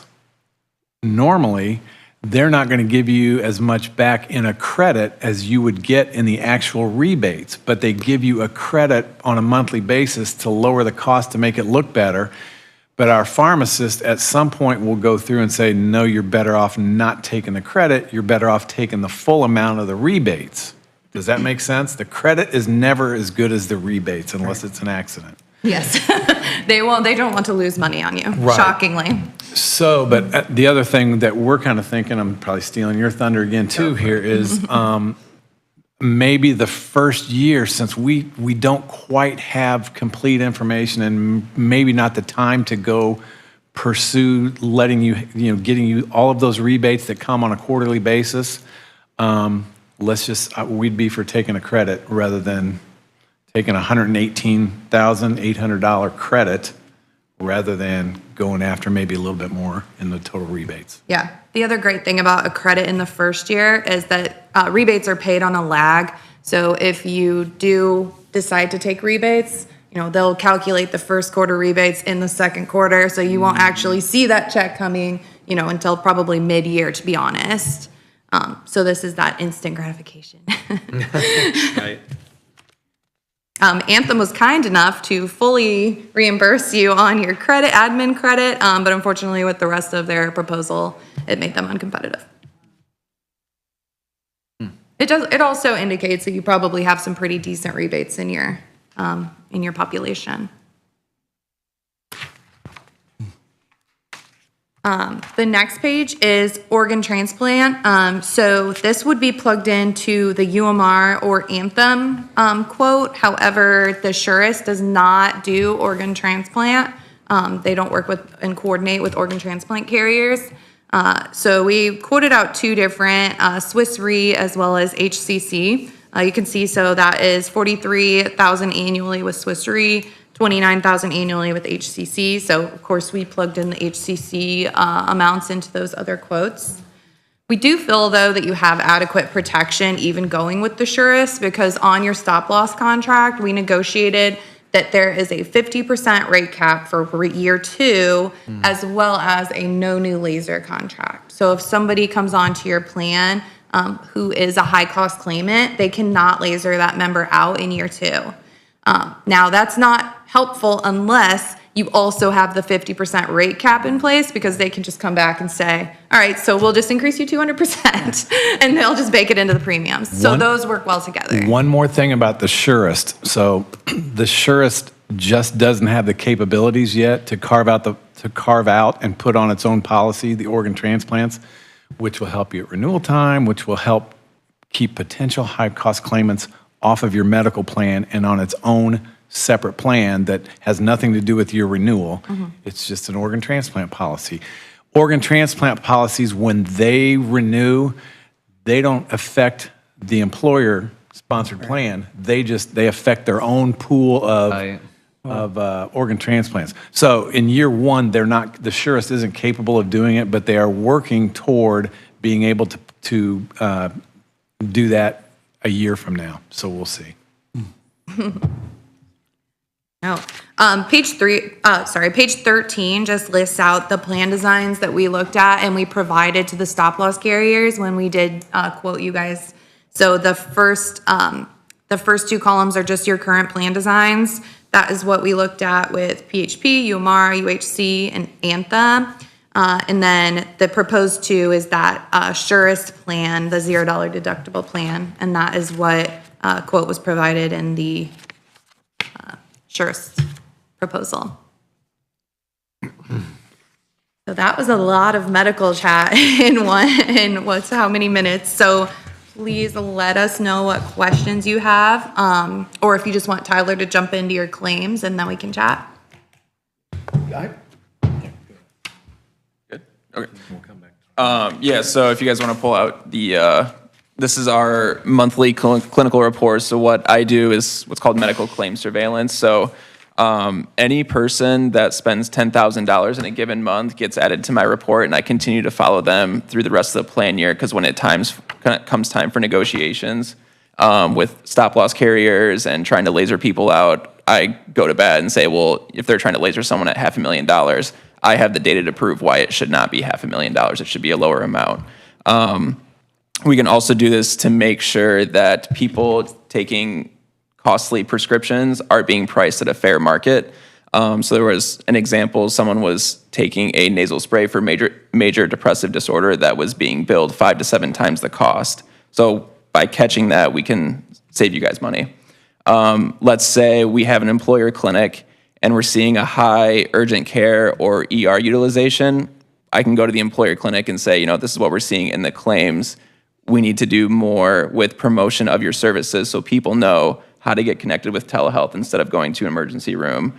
Let's say maybe you have a very high population of diabetes. We can look at different vendors that can help bring down the cost for that. So when we know the data, we can be loaded with knowing where the money is going to. Fortunately for you guys, a lot of this is what's called one and done occurrences. Anything bolded under the diagnosis RX is what would be considered one and done. So you see anything from joint degeneration, which they had in November and December. If you look at the person at top there, they had a $235,000 spend in November, but then it dropped down to $9,000 in December. January, February, March was very minimal, so one and done procedure. So if someone tries to laser that person, it might be better off saying, okay, take the laser because it's not going to happen again. Or we'll say this is why it's not going to be a laser because it was a one and done occurrence. So there's no reason that this person needs to be lasered. Other things, if you look down, 5 down, someone with psoriasis is taking Skyrizi at $18,000. And is that a month? It's not a month. It's the way it's being billed is interesting. So the date of service that's on there, it's not once a month, which is interesting. But so that person, if we were to project out, so let's say they're going to get 2 more prescriptions for the rest of your medical plan year, they would end up somewhere around 120,000 total. So that could be someone that eventually might be a laser. But What does that mean when we laser them? What does that, I've heard the term now, but what does that mean for us, dollars and cents? Yeah, so you're going to pay up to $120,000 instead of $100,000. Gotcha. Because they're going to pinpoint that one person. Okay. They're going to say, we know they're going to be $125,000 worth of claims. Right. We're not just going to pay the next 25 if you're a $100,000 spec level. They're going to say, you're going to pay everything up to 125. So we're lasering that one individual instead of at 100, they're 125. All right, gotcha. Now I understand it.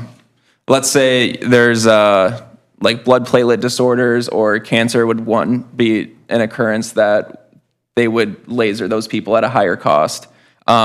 Usually it's for the next plan year that they're going to be a high cost. But luckily for you guys, there was fortunately only one person with thyroid cancer. They had their thyroid removed. So the argument is we're not going to laser that person because they had a procedure, and all the claims after that were very low. So yeah, that was the only person on here that is dealing with cancer at this time. So for a group your size, that's actually really good. So yeah, mostly the story here is you guys have a lot of one and done occurrences, which is a good sign. So assuming that you were self-funded this past year, you would have, for this top member who looks like a spine surgery, you would have paid $100,000 rather than $267,000 on that member. Stop loss would have covered $167,000. Because they weren't lasered. If they were lasered, that would be 120,000 or whatever the laser amount fee would was. be. But yes, things like spine surgeries, they really One can't and done, predict. as you say. So Yeah. you won't usually see that unless they're, a recurring issue. I can't imagine a drug cost $80,000 a year. That just blows my Well, mind. I had one that was There are horror $190,000 a month. Yeah. $190,000 a month. Fair market value was 70, so we saved that group a lot of money. I had a group with a $2 million. $190,000 a month. I've seen $2 million annually on the pharmacy side. That's insane. Yep, and the future is expensive. Yeah. So this is when we what, look at pharmacy. So if you switch to fully insured with United Healthcare, we lose this. If you stay with Anthem, because they just have different sizes that they will give us the claims data, a switch to United Healthcare fully insured, we won't get this file feed anymore. Right. So That's when fully insured, though. Yes. Yeah, they don't give us that information. Yeah. Yeah. I wonder why. This is good info, though. I mean, I can Absolutely. see why they don't want to give it to you. Yeah, Can work exactly. against them with it, Yep. so it makes sense. It really helps us do our job. Yeah. Interesting little side note. So sometimes with these Anthem groups that have Anthem as the stop loss, we're able to go in on the pharmacy side and say, look, we're paying way too much for this drug, and in the end, it's going to be a laser, the stop loss is going to end up picking up a lot of this. So Anthem will help us negotiate that down with their carrier so that they're not paying, the excess on the drugs. Interesting. Yeah. So, yeah, rounding out the medical conversation, what are your general thoughts? Well, let me ask this. Let's just compare apples. Let's go Yep. back to, because I'm a cost person. Absolutely. That's what I care about. Well, I care about a lot of things, but let's go to the cheapest dual plan that was on here, the least expensive dual plan. Which one would that be? So are we looking at keeping similar total out-of-pockets or? Yes. Okay. Yeah. Then we would be looking at the Surest, United Healthcare, Choice Plus Network, the Surest plan and the HSA plan, Okay. fully insured, yeah. So our total cost on page 5, if we went with a fully insured plan, if everyone went on the Surest E 7,000, the total cost would be 2.55 million, correct? No, so that's the higher on the wrong one. out of pocket. So this is the. Oh, I'm sorry. No, you're fine. Okay. This is the comparable plan. Okay, so 2.734 million, right? Yes, so 540 out over, or 550 over current. If you meld the two together, call it 2.5 million roughly. So let's go to our least expensive, fully, Self-funded. or self-funded. Yeah, absolutely. So, our recommendation on the Yeah, what's your self-funded side recommendation? Yeah. would be the page 8.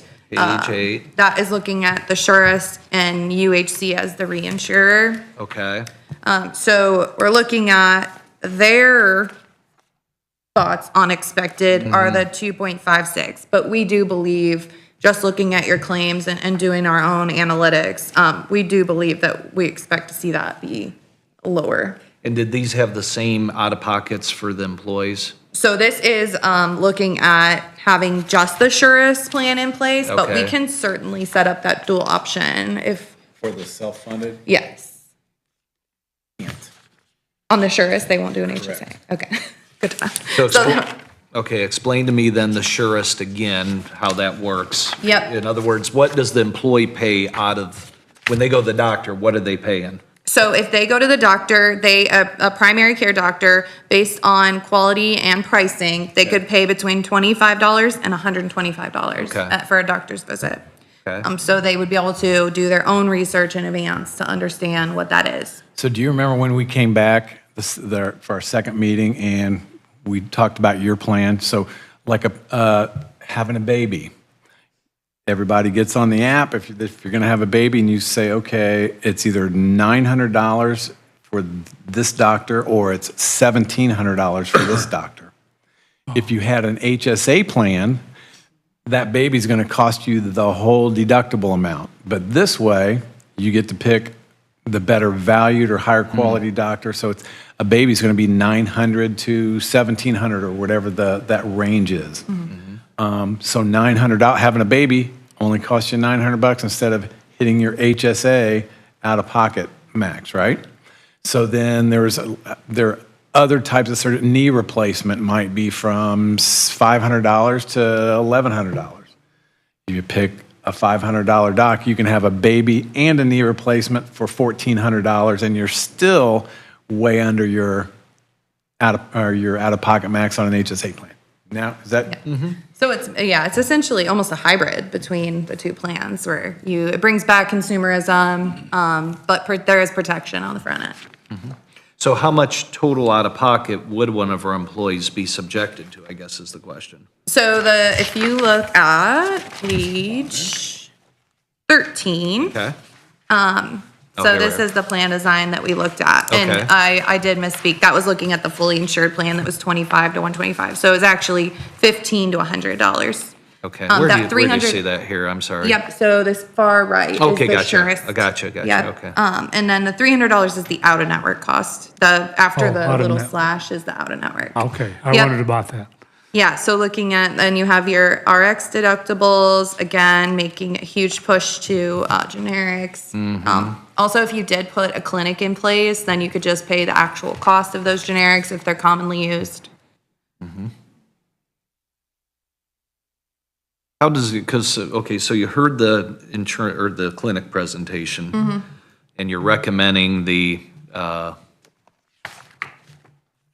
let's talk about that just for a second. Yeah. Let's go to the plan you recommended was which one? Was it it was on page 8 there? Yep, page 8, The Surest UHC? $100,000, yep, on the specific.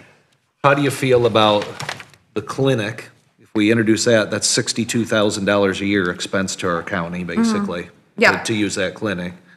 How do you feel that integrates with this? So a clinic certainly integrates more appropriately with a self-funded plan. If you put a clinic in place with a fully insured plan, you're saving the insurance company money. Sure. If you're That's what putting I'm the saying, clinic yeah, in place with a self-funded plan, you're saving yourself those claims dollars. Just being completely transparent with the cost of the clinic and cost of drugs and things like that, I wouldn't expect that you're going to see this massive cost savings by putting a clinic in place. But certainly you could see some cost savings. You have the direct impact to your plan, people getting care when they need it at, presumably no cost, getting the generics they need, making them more compliant, keeping those high cost claimants from occurring in the future. It's definitely a long-term strategy and not a short-term strategy. I wouldn't look at that as saying, I'm going to save $62,000 immediately off of my plan spend because I put this in place. Right. Does that make sense? No, I just Yeah. wondered if it integrated well. Absolutely integrates the well. benefit I see of this clinic is folks, like I said, they cut their finger, they have the Yes. flu, they can get in probably pretty quick, number one. Absolutely. Versus the doctor. Yep. Two, they get there, it's a more comfortable thing for them to do. They go to, it's like a family there. Yes. And if we can get them there, Yes. instead of going to the doctor, it's not hitting us every time. You know what I'm saying? And they're actually, it's kind of off record, isn't it? I mean, if they go, not off record, but Yeah.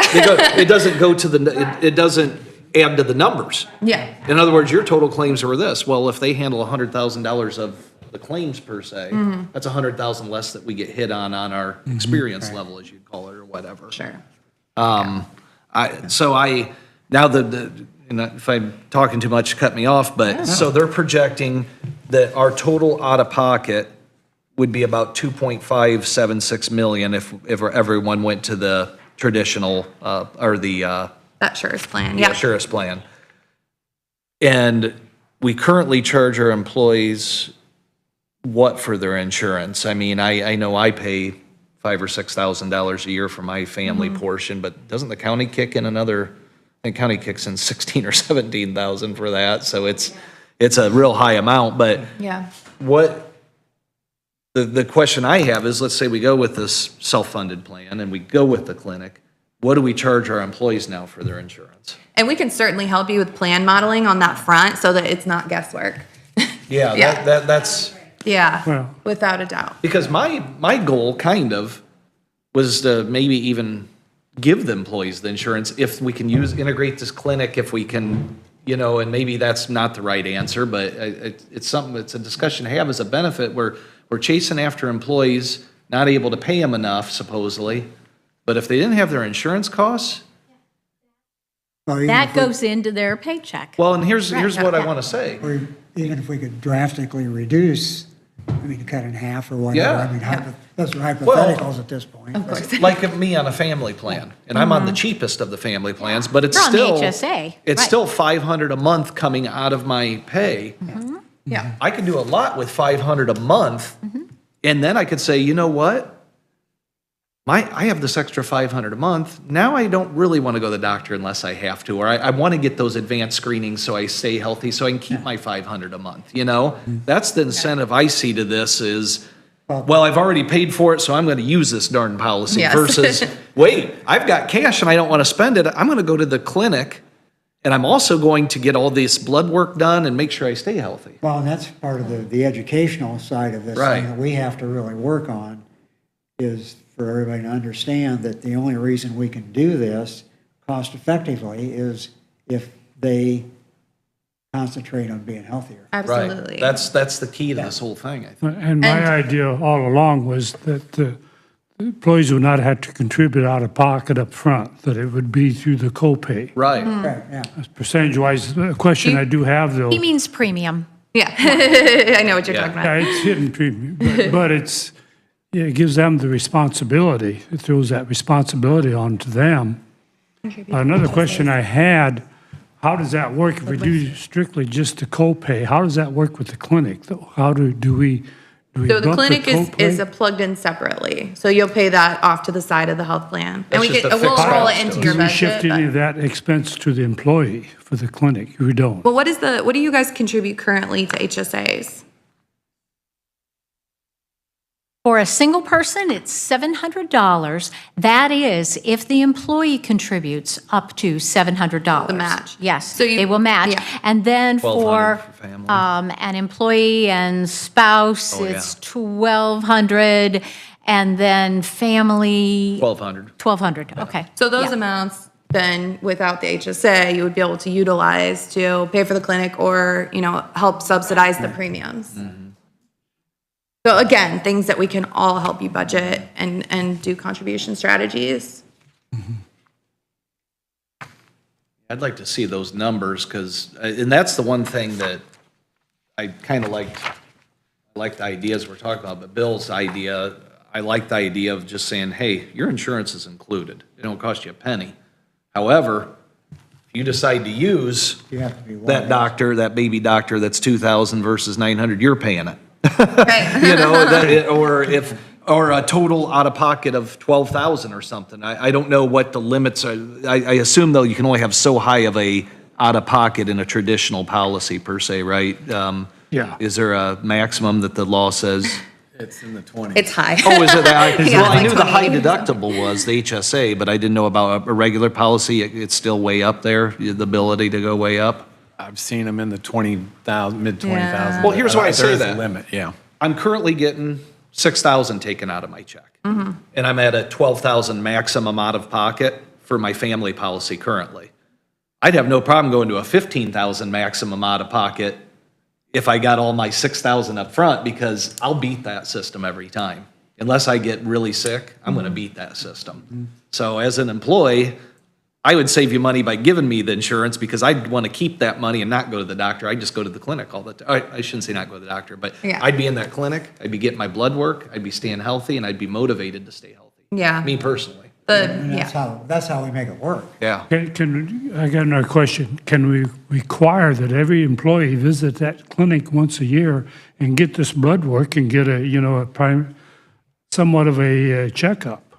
Yeah, that's that when we're talking about wellness programming, I was gonna bring that up is you if you wanted to give free health insurance, but they would pay for it up until they get their first annual wellness visit, because getting people to go, that's where the bread and butter is. Yes, incentivizing. If you have a rather high than male population, they requiring typically will don't feel go. better for them. So yeah, if we can incentivize that, Yeah. or some people do HSA contributions, or some people just do a lower medical premium that they have to pay, and even The lower could be free.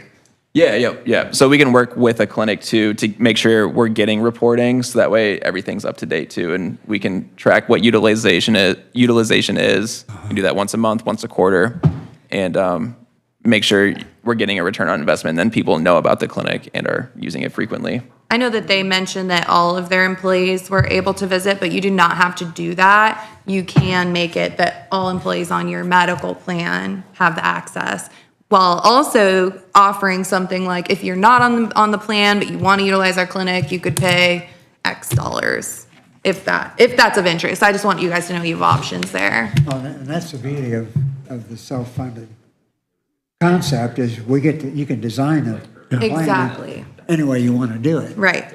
If you create that savings, it goes to you rather than going to Anthem, which I'm sure they'd appreciate, but. As you're thinking about mandating or incentivizing people to go to the clinic, as like their hours may not allow for that yet, so that's part Yeah. of the conversation too. Yeah, that was Yeah, that was something- one of my concerns, was 15 hours a week is just It's low. not doable. Yeah. It's a little more doable for them there at the school, because they just walk, Across the well, at street. least the high school does. The rest of DeKalb Central would have to Right, yeah. drive there, but Yeah, and they probably get an assistant to cover their class while they walk Right. across. yeah. And Yeah. and get their And medical attention. there are definitely other clinic options that we've investigated and could continue to investigate. I know that Tyler's spoken to Parkview. Yeah, I've spoken with Parkview. I just want to make sure that whatever employer clinic we choose, that it doesn't become like a referral, just like get them here and then refer them to Yeah. whatever the system is. Yeah. That's can be expensive. So sometimes they'll reduce their per employee per month because they know they make up the money when they refer them to where they need to be. Plus also, I mean, looking at some of your high cost claimants too, I think there's, I want to ask what they can do if they have like social work for mental health, because mental health is a big thing right now. So what can whatever employer clinic do for having like a social worker on staff, or are they doing anything as far as wellness campaigns? Like how customized can we get with it, I think is Yeah. the important question. And we could bring in we could have finalist meetings for clinics as well. I know Direct Clinic, I don't know if you are familiar with Direct Clinic. They're really expanding in this area. They have a location in Fort Wayne. They have a location in Kendallville. and then they're putting in more. They also are willing to partner with different employer groups to bring clinics to new areas. I've worked with the owner, Sudhakar, a lot on that. So I'd love to speak with him as well. If you guys do want to make a clinic decision, I would definitely look at several options. Are you guys interested in building out a clinic or just doing a shared model? I don't think I want to build out a clinic. I want to shrink the government, not grow it. All right. Yeah, at this stage, I think shared is the only thing that makes any sense. And I didn't think 60 grand was out of line to bring on 190 people plus their dependents. Right. I mean, at $10 a month per employee, I mean, Yes. frequent flyers, that's a deal. Yeah. Typically, I would see about 40 to 50 would be like the standard. So yeah, I agree that $10 is pretty competitive. Pretty decent, I Yeah, think. yeah. Push out the add-ons, Yeah. but still. The nice thing about that is you're actually only spending what you utilized, whereas the larger PEPMs, maybe they aren't utilizing that, amount, and you're just paying in. It's almost more fully insured than self-funded. Yeah. Did the clinic say they could draw blood too? And Yes. do they have their own lab too, or do they send lab? I assume they I would send out lab guess results. they send it out. They send it out. Yeah. Yeah, it'd be that's what they said would be like a pass-through cost. So they're just going to bill you what they're billed. Do they get a discount usually since they're? Yeah, compared to like a hospital system, they're going to get a better rate. Yeah, obviously, it's just Yeah. blue light on. Hi, I'm Lindsay. I'm Dottie's assistant. So, the woman earlier who was speaking, she mentioned allergy shots with this clinic. Literally, not this week, but next week, I'm going to allergy and asthma to talk about allergy shots. So that clinic would be really awesome for people like me. Number one, I'm at the doctor every 5 seconds. Number two, allergy shots. Just wow. Yeah. Okay. Anything else? Pretty much covered a lot of ground. Yes. So, everybody, July 1. July And 1. today is May Quickly approaching. 15th. June is generally the month that we get the information out to our employees. We sign them up.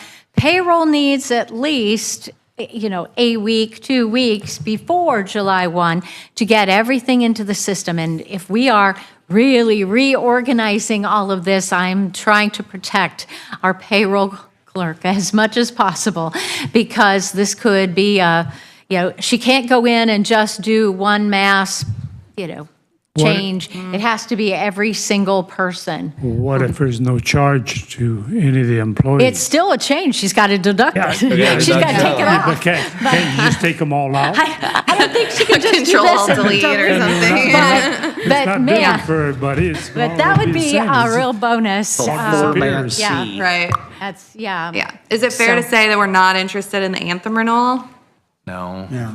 Yeah. So there will most likely be a change then. I am disappointed, though, with PHP. The rep that we had prior, when we had PHP, was just really sure that they were going to be very competitive, and they had hoped that if they weren't, that you would have, let them know and see if there was something different. But that's just, over $1 million over our current. I just can't imagine. Yeah, and when they're stating competitive, they had the renewal before they issued their proposal. So when they're looking at the difference between theirs and the renewal, saying they're competitive, not looking at current. Yeah, that's just really sad, but it is. I think we need to get all of our questions answered and figure this thing out and make a decision on the 22nd. This way there's no meeting on the 29th, that's Memorial Day. Yeah, I was going to say, when do we need to pull the trigger on this thing? Unless we have a special meeting somewhere in there. Next week, but- we ought to be able to yeah. put this to bed. But I one mean, way or another. considering all the data we've got in front of us, it's. Let me add So to the way I this. understand it, we're still going to have, if we go with the self-funded, that's the correct term? Yep, Self-funded. they are, yep. We will still have, it'll just be one program, though. There'll be no HSA and no regular plan. It's just everyone be on the same plan. There'll be no HSA, there'll be no county contributions. Yep, if you wanted to look at having your same plan designs, you would want to look at the UMR TMHCC columns. Gotcha. Yep, so if we're looking at the Sheriff's proposal, then, yep. Gotcha.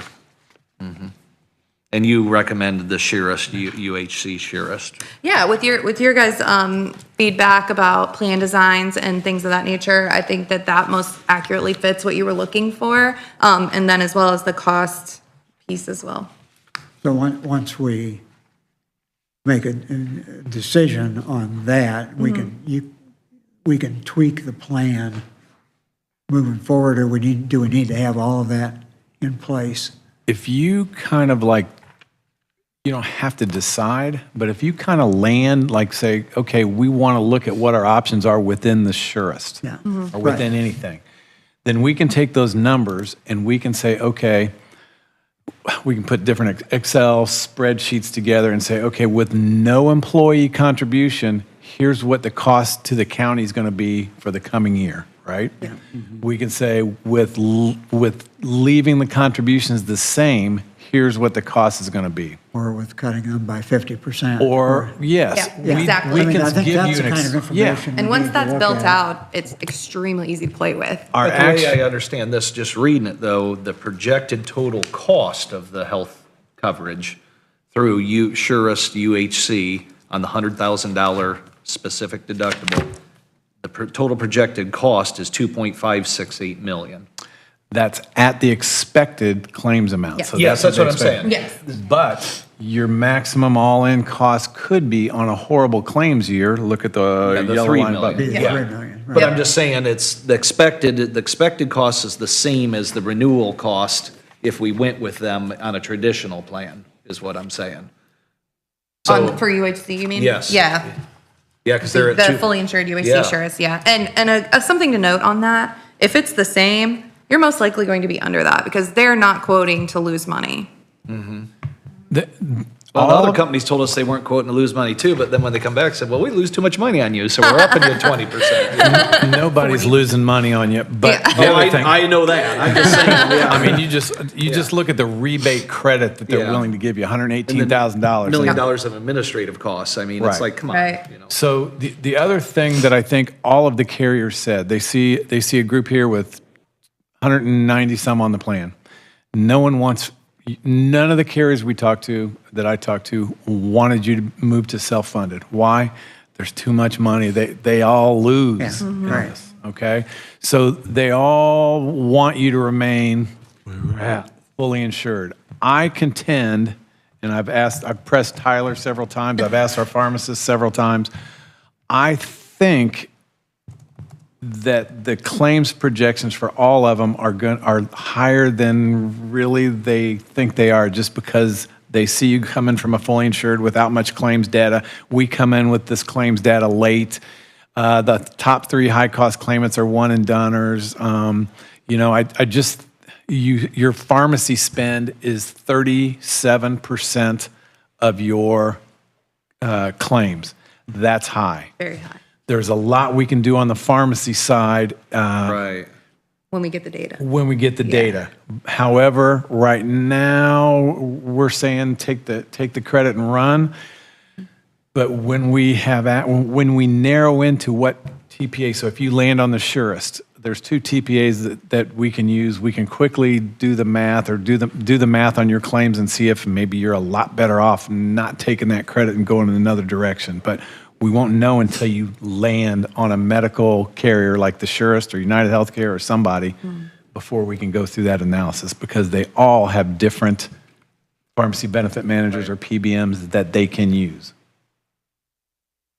So that's a long way of saying if you land on, hey, we want to see what our costs would be with these different variables on the Surest, we can put a spreadsheet together, show you what zero cost the employees, the same cost the employees, and let you change the rates to get where you want. That'll give you the county's bottom cost, and it'll give you the employee's bottom cost. And you land where you want to land. But it's hard to do that with 10 different plan options still on the table. Oh, yeah. One thing that maybe I would suggest could maybe integrate some of Mike's thinking into this and Bill's thinking too is maybe quote this at 50% of the cost that we're currently charging our employees. And then get rid of, we're gonna lose the ability on the HSA credit, so that's a down for me, but that's fine. But if we go 50%, and then just tell the employees, hey, if we keep these costs down, we might be able to go to 25% next year, and then maybe just to zero, but put a ball in their court a little bit and say, and how can you help us too, you know? Well, if you start out with good coverage and save 50% the first year. Yeah. Right. That's makes everything pretty popular. Yeah, and from an employee disruption standpoint, moving from an Anthem network to United Healthcare Network, are you okay? There's not, I mean, minimal to none. Yeah, I mean, they right. cover like 98% of each other. That's just what I'm wondering is, to start off at maybe 50% from the quotation, but give you guys something to work with. What I would guess is get a consensus, guys, is they're recommending, I always say listen to the experts. So page 8, you're recommending the $100,000 service UHE. I think we should have them go deeper into this. Yep, we can do that. With the 50% of what our employees currently pay for their premium contribution. Yep. Let us know what these numbers are, and then, and like I said, then the next year we can revisit and say, hey, we did really well, we're gonna take it down to 25%, and then. Yeah. I Well, think that's a great approach. That's kind of like what I had proposed with the percentage. You pay a percentage. If we come out well in the year, we lower their percentage. If we come out in the hole, we up their percentage. This would do the same thing. Better to go that way than to say, we'll start at 0, and if you guys don't 'Cause do then great, then we have to raise it again. It's always easier to lower it than it is to raise Well, it. think about this too. Don't forget, we have an immature contract, so next year you got 2 more months worth of claims. Yeah. You don't know what that clinic utilization is going to be. You don't know how that's going to work out. So baby steps. Yes. You know what I mean? As far as decreasing, yes, definitely. So baby steps and take it a year at a time here with a plan to try to get to that, but you could get knocked off course too, so. What would you say a second year renewal would be, like 20%? They say 20%, but yeah. if they're wrong on the claims this year, I think the claims will be lower. I Plus agree. you're an old, you just don't know. Yep. I'm just thinking if you start off with that nice incentive though of 50% less, I think but that'd also be- you throw in the court and say, listen, think of the county. Think of, you have this money in your pocket now, don't you want to keep it? What can you do to really help your health too? Because it could go the other way. It could go the other way very quickly. Yeah. Yeah. So we'll do that, and then we got to get to If we can dental and vision incentivize and life. things, Yes. and What's our really cutoff? work the educational side of Okay. things, I think it looks really good. So can you get us that info and email it to Absolutely. us then? That way we can make a decision next Monday? Yep. Do you guys- want to jump into the ancillary? Sure. Okay. All right, Bill, you got time, don't you? You got time to do the ancillary stuff here? Yeah, what do you got? Okay. So looking at the next page is page 14. We went to all of our standard markets on the ancillary side. So I will just jump right in, honestly, to our recommendation, if you guys are okay with that. We looked at package deals and overall what costs would be, as well as quality, network options for employees. And we like the standard, which is the third quote, or the third item down. Looking at the dental benefit, they're actually on the next page, page 16, proposed 3. So they are, your renewal was flat with Anthem, so they are $3,800 below, or a 4% savings over your current annually.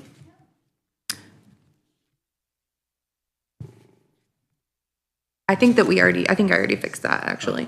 I will make sure with the standard that the endodontics is covered under basic. And that is with, we matched comparatively with your current plan. On the vision side, believe that you guys only have the exam only right now with Anthem. Yeah. So we did look at a full benefit plan on the vision side, and the standard is that last column, proposed 3. So looking annually at $13,000, that covers exam every year, lenses and frames every 2, and contacts every year in lieu of glasses. So up to $130 allowance on that for your employees. You would make several employees very happy. Yeah, a lot of members with that contact lenses and even the glasses. Minuscule premium. You know, though, I'll tell you what I learned on this, because I used my insurance at a local, I'm gonna use my insurance. Well, yeah, I got the free exam, but the contact fitting was just as much as the exam. Had I went to Walmart, and I'm not trying to advocate one, it's just flat $69 period for the exam and the fitting. Yeah. So I paid actually the same amount with my insurance I would have paid cash. And then like my son, he was able to get 2 sets of glasses off that iBuy.com, and these are beautiful glasses. After you have your prescription. Prescription sunglasses and a prescription set of glasses, beautiful, $129 shipped to them. Yeah. And With the cost of the- well, and just at the the exam. optometrist store, they were $500, but they would pay with insurance, they'd pay like 50% of it. So it was $100 more to use your insurance to get your glasses than to pay cash. Yeah. That's why being a shopper is so Right. Yes. important. It is Well, so and that's why I true. say, why don't we, my wife's a dental hygienist too, and their doctor just dropped Delta Dental, because Delta Dental's paying them $650 for a crown, and they want $1,500, of Oh, yeah. course. That's why Delta Dental is very cheap for Well, and dental it, insurance. well, it also caps out at $1,000, I believe, on your dental insurance, and I don't know if, other than a cleaning and maybe a filling, it's $1,000 to get. I mean, a crown's $1,500, a root canal's $2,000, implants are $3,000. I just don't see the value in dental or eye insurance at all because of the caps on it. $1,000 total family benefit for me in my dental, and then it pays for my exam on my eyes, which I can get done cheaper Right. with cash somewhere else. I just don't like either of them programs, to be honest with you, at all. The difference is, though, dental health significantly impacts physical health. Oh, no, I agree with And- you. I'm not saying that. Well, but if you have the insurance in place where they get free cleanings at least, that makes a significant Right, impact. but it's on- not free. The total policy is how much? I'd say. Which one, the dental? or For the dental, vision? yeah. Oh, yeah. $100,000, isn't it? Did I say- Almost, yeah, like 96,000 annually. Yeah. I mean, if you had that Yeah. money in your pocket to do your 92,000, cleanings. sorry. And my wife's doctor gives a big discount for cash, too. Yeah. Well, if you are a shopper and a saver, to be honest, then absolutely. Dental and vision, I They mean, make no they really sense. are offsetting each other and it's helping you, save and utilize that. The thing is, let's just be honest, are all of your employees shoppers and savers? And are they going to do it? But this is why these benefits only exist. 50% of them helps go to the them dentist. Balance out. Right. Yeah. Well, yeah, and 50% go to the dentist, yet we're paying for 100% of them, is what I'm saying, premium-wise. So the dental insurance makes no sense to me. Now, if it didn't have a cap of 1,000 or 1,500, I'd say, but like I said, one. Well, again, to make that work that way, if we don't have those two ancillary things, it's incumbent on us, or us as a Cut the premium even more. group, to do the education part of why Right. you need to take this money that we're putting in your Yes, pocket yeah. and use it that way. That's what I'm saying, Yeah. but let's give the Yeah. people that want to take care of themselves the ability with cash in their pocket, and other people, let's just give them the cash and let them be unhealthy. I don't care either way, but. Well, yes, we do. Well, no, but. We care very much if Well, they're unhealthy. what I'm saying is, let's give them the choice, not us say, you must do this, you must do that. I would rather see someone have an extra couple $100 in their pocket, and if they want to get their teeth clean, go ahead, but let's explain to them, like you said, dental health is huge on your health. I mean, you have unhealthy gums, you have all sorts of diseases you get. Yeah, so- absolutely. So So- we need to educate. Yeah, I agree our with you there. population. Yeah. Yeah. That's what I believe that. Just something to think about, because that is a significant cost. That $100,000 for dental insurance alone Pays for the clinic. pays for all the clinic plus some. And I don't see a benefit to it, guys. I've used it once, and I guarantee you that they're ahead of me. The Yeah. dental insurance is way ahead of me, because they negotiate those costs down anyway with the doctor. The doctor asked for $1,500, Sure. they get $700. Right. Doctor would rather get $800 cash from me, so. And guys, these are things, I know they're all rolled together now, but they can be broken out and they can be voluntary. Okay. Now, the rates might not be the Sure. exact same. When we look at non-contributory, meaning you guys are paying everything, they know they're gonna get higher enrollment and they can give you a lower rate. Yeah, so the rates would increase if we looked at that, but we certainly could. Dottie, do you know that it's only 50% are using the dental insurance? You have that Yeah, statistic? that was Anthem came through with that. Really? Yeah. Okay. Yeah. I think it should be voluntary. Okay. What, Yeah, what about the vision, giving them the option to have the comprehensive plan? As Dottie said, you may make some people extremely happy Oh. with even giving them the option to buy That's in. 13 grand a year is a whole different story than 100 grand. Yes, the vision is significantly less expensive than the dental, but again, dental health well, the is full vision was tied more into- than that, wasn't it? Or no? No. The full vision plan is $16,000 Oh, okay. annually. All right. Yeah, Yeah, still, yeah, yeah. that- depending on Big how difference often your between that and employees are 100. paid, like a single vision plan could be $2 a pay. It can be very inexpensive. You're quiet. What are your thoughts? Yeah, I guess I like the vision plan, maybe more so than the dental. I'm just not sure on that, actually. But, I don't see anything wrong with not including them as, part of the medical. So if you cut your medical premiums by half, right? Their contributions by half, and you're cutting out $100,000 in dental costs and whatever on the 16, 17 on the vision, right? Okay, and then make it voluntary. The 50% that want it That's what I'm thinking. can up it. yeah. So we can easily go back to Yeah. the standard and get, They have your information, they That's can, where I'm leaning. okay, Yeah. well, we If can they look at wanna- voluntary quotes. Considering the percentage that's using it, if that percentage wants it, they And you may can purchase that. gain some enrollment from people who are not on the medical plan that might jump on, and then you'll obviously lose some from the people who are on the medical plan who don't want it. But then it's totally Yeah, I would go, optional. but, yeah. that's the way I- And this is an easy message, right? You're paying for it now. Yeah, You you're have the paying for option it. now to not pay for Now it you if have you the don't option, want and it, or you can that's- continue. That's exactly the way it needs to be described. Yes. You're currently You're paying currently for paying it for it. regardless. Yes. Now you have the Yeah. option if you want to pay Yeah. for it. We have had those discussions with employees. They've asked, well, can I take off dental and vision and it's cheaper? No, it's all or nothing, you Right. know? So maybe, vision is one of those things that very few employers actually offer.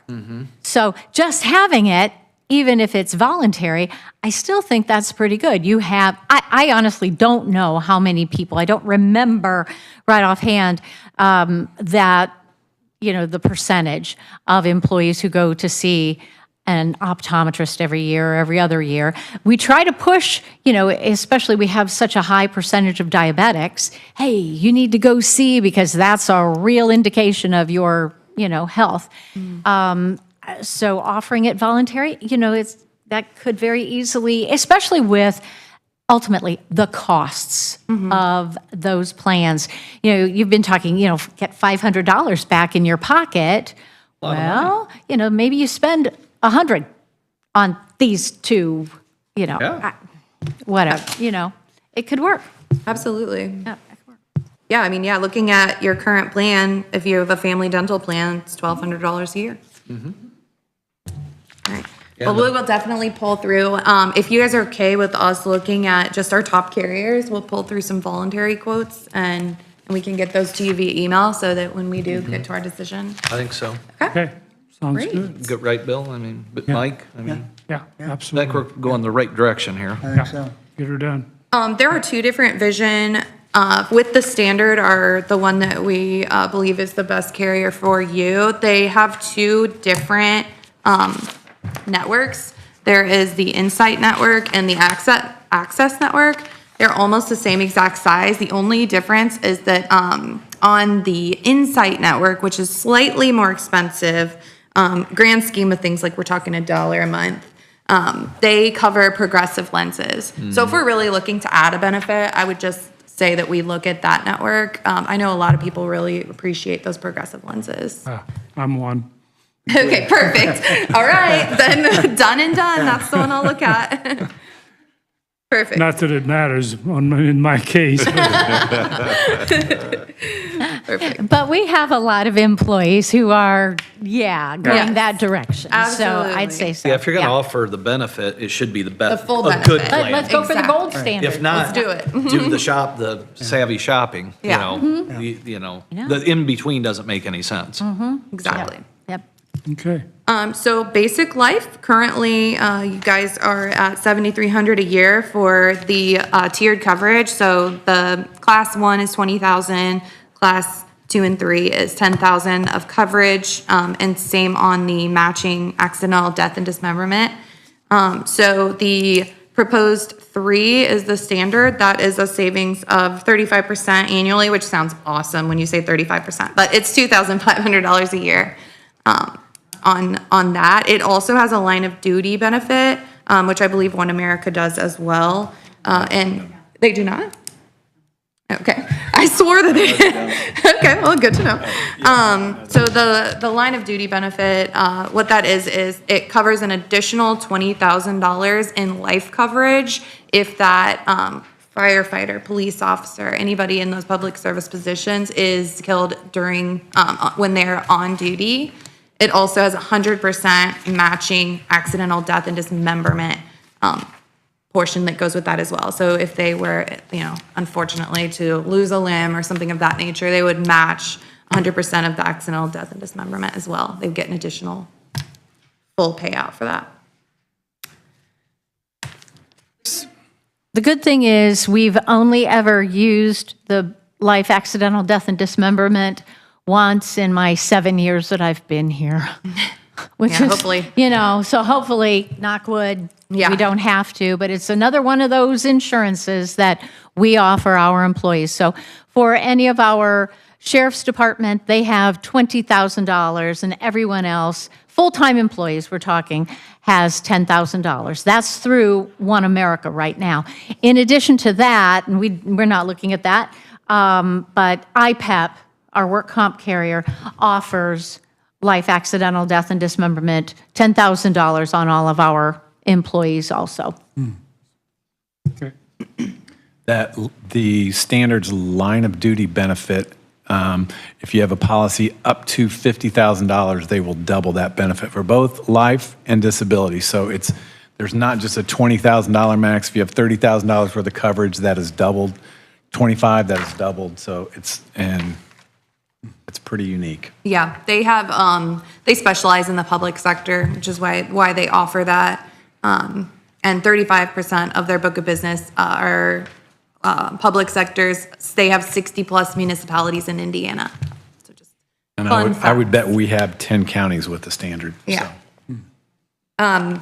The next several pages are different life options. If you wanted to increase coverage on that basic life for all of your employees, that is a pretty low cost thing to do. So I did go ahead and look at 25,000, 30, and 50,000. That's just kind of for your information what that might cost annually. All of those include the line of duty benefit as well. So I don't know if that is of interest, but it's there for you. Voluntary life, this is something that I believe you currently have through a worksite carrier. Which carrier? I know you told me. One America. Okay. So if we did replace your One America products with the standard, I would highly recommend putting in this voluntary life. That's just the ability for your employees to buy up an additional amount of life insurance at that lower group rate. 100. It really is. It's very popular. I would say most employers that I have the voluntary life in place. The employee guaranteed issue is $250,000. So any of your employees can take up to that much with no questions asked on a one-time basis. So when we first put it in place, they have that opportunity, and then a new hire also has the opportunity. So that's a huge communication piece to get out. This isn't going to be available again at every open enrollment. Spouse, also on the standard, the spouse vol life has a guaranteed issue of 25,000. So anyone on their spouse can take 25,000. Dependent children are a flat 10. So it's a nice, inexpensive benefit for the employees to have. That's a nice benefit. I know last time we talked about raising the life from what it is to a higher number. And I will tell you that, like, probably now most of our counties have 25 or more, but 25 is probably a good place to land. And if you look on page 20, the standards proposed 5, the different classes, all full-time sheriff department eligible employees is class 1. There's 25,000, but the sheriff department have the line of duty benefit, so it really becomes 50, right? Mm-hmm. All others, including elected officials, which includes commissioners, are at $25,000 as well, and the cost of that is under $10,000 for a paid life.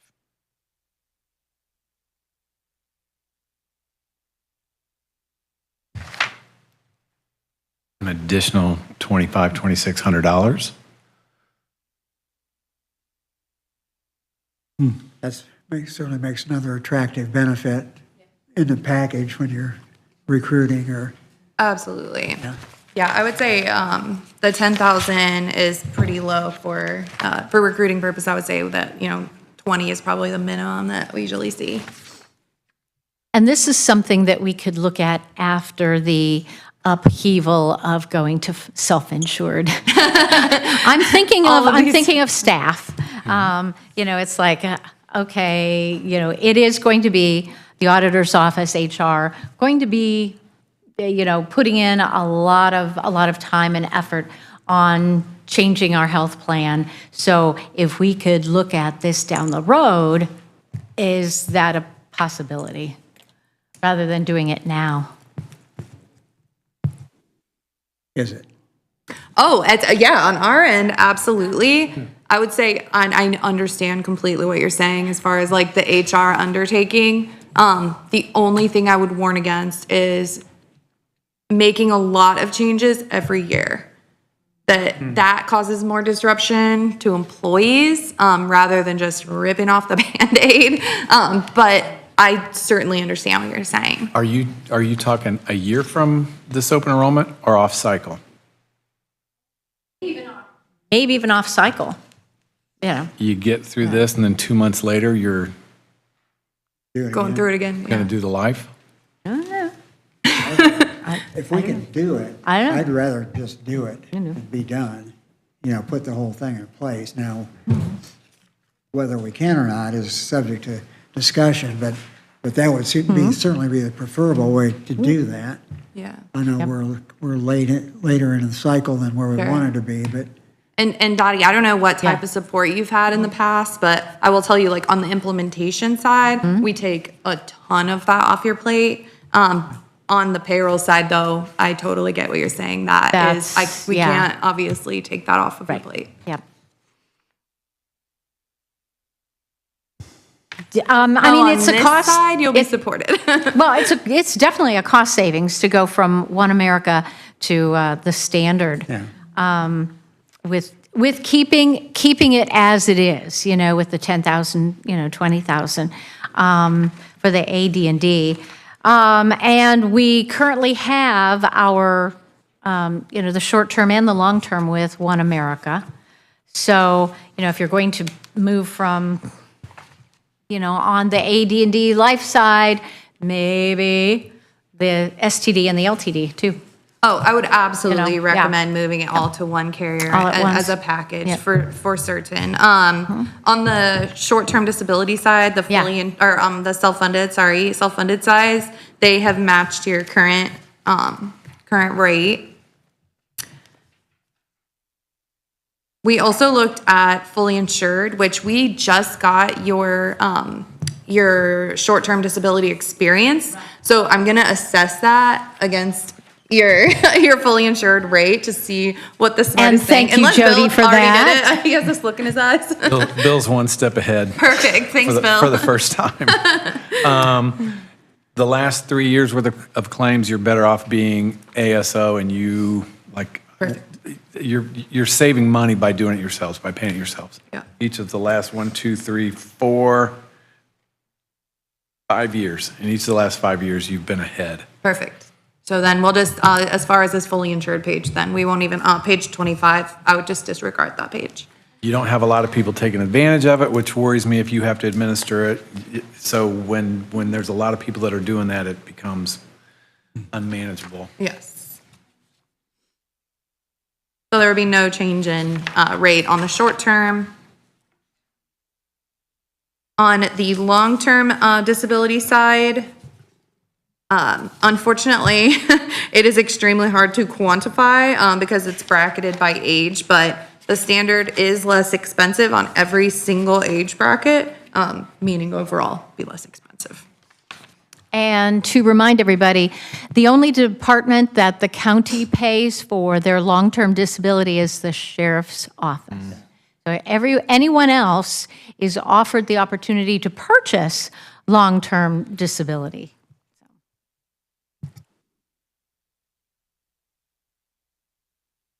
Perfect. Okay. Yep, and that's a really great benefit as well, which we can communicate during open enrollment, certainly. The standard also came in with a couple of their worksite products, so accident, critical illness, and hospital indemnity. These are all employee paid plans. They do have on the accident side, who's your current accident? I know that you'd said you'd whittled it down to. We have Trustmark and Aflac. Okay. So then the general recommendation would be to replace those with one carrier. If employees already have those plans, they can still retain them. They would just take that off of the payroll and they would take that on to self-pay. Yeah, so that would take 2 carriers off your plate and add one. But the benefit of the standard, they have a $200 wellness benefit that is associated with these plans. If someone does obtain their wellness exam, they get a $200 check, and it does fully cover their year premiums on the accident plan. If you have kids, I always tell people this. If you have kids, you have to get this. If you're Dottie, apparently, you have to get this. But then when my daughter broke her leg, I didn't have it. So now I have it. Yes, I do my own stunts. Yes. Sometimes unintentionally, but. Yeah. The only thing I would say on that, on Dottie's behalf, on payroll's behalf, it's just one more change with 3 other lines that you have to put in for. Yeah. So. But yeah, these are 100%. You could even hold off, implement your other lines, take a look at these down the road. These would definitely be ones that we could take a look at a later date, replacing the current carriers. Yeah. I like the voluntary life Yeah. situation. I think that's really good. It should be, yeah. Okay. Anything else? Any questions? That's my piece. I have to say, you covered it well. Oh, Good good job, guys. That's a lot. Yes, it is. But this is the stuff we nerd out about every day and so. Yeah. I will say that you have delivered on everything you told me you could do That's great to hear. so far. So I appreciate how thorough Good. Yeah. this has been and how understandable it's laid out here. So if you can get us all that other stuff Absolutely. in time to study it and talk about it next week. We'll be ready to go. Perfect. Get this thing nailed down and move on. And what time will you meet on Monday?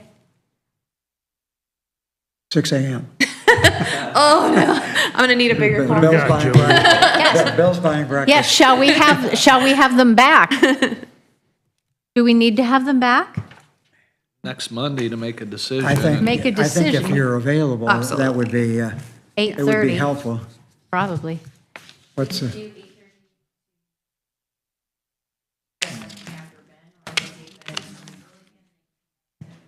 Up to you guys. Let's do it early, because if we get These guys? Yeah. You think, or- What time is good for you guys? A little earlier?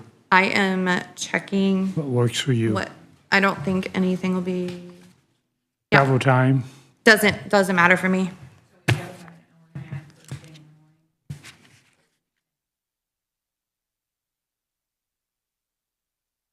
First thing in the morning? Yeah. 8:30? That'd be fine Yeah, with me. let's do That work that. for you? Okay, great. As long as that works for you guys. Probably. She's the only one that's, I was like, I can be here no. she might be the only one, but Yeah. I gotta work some things out. I have to work some things out, but she will definitely be here. Okay. Okay. I mean, if that works, we could jump to 9 if you needed. Yeah. That helps. Absolutely. They'll be with me. Okay. Thank you much. Thank you. I think so You too. bet, you bet. Thank you guys. Do you like Thank that little you. remarkable thing? I love it. Yeah. Like emailing my notes to myself and just cleaning it up. That's what I heard Oh, people like, because you can handwrite notes and Yes. then email them. Yes. And Yeah. I hate having my like whole computer in front of me when I'm trying to talk Yeah. and type. And yeah, it's been great. Okay. Well, thank you. It was nice Thank to meet you guys. You have a good day. You too. All right, last call for comments, open discussion, miscellaneous topics. Anybody? Nothing? The only thing I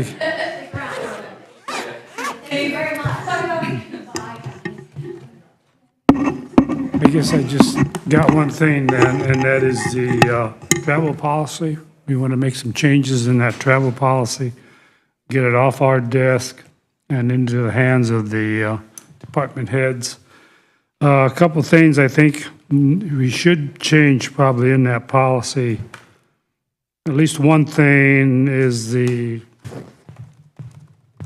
travel expense. I think it needs to be, when the departments compute the travel expense, it should include whether it's a county vehicle or a private-owned vehicle.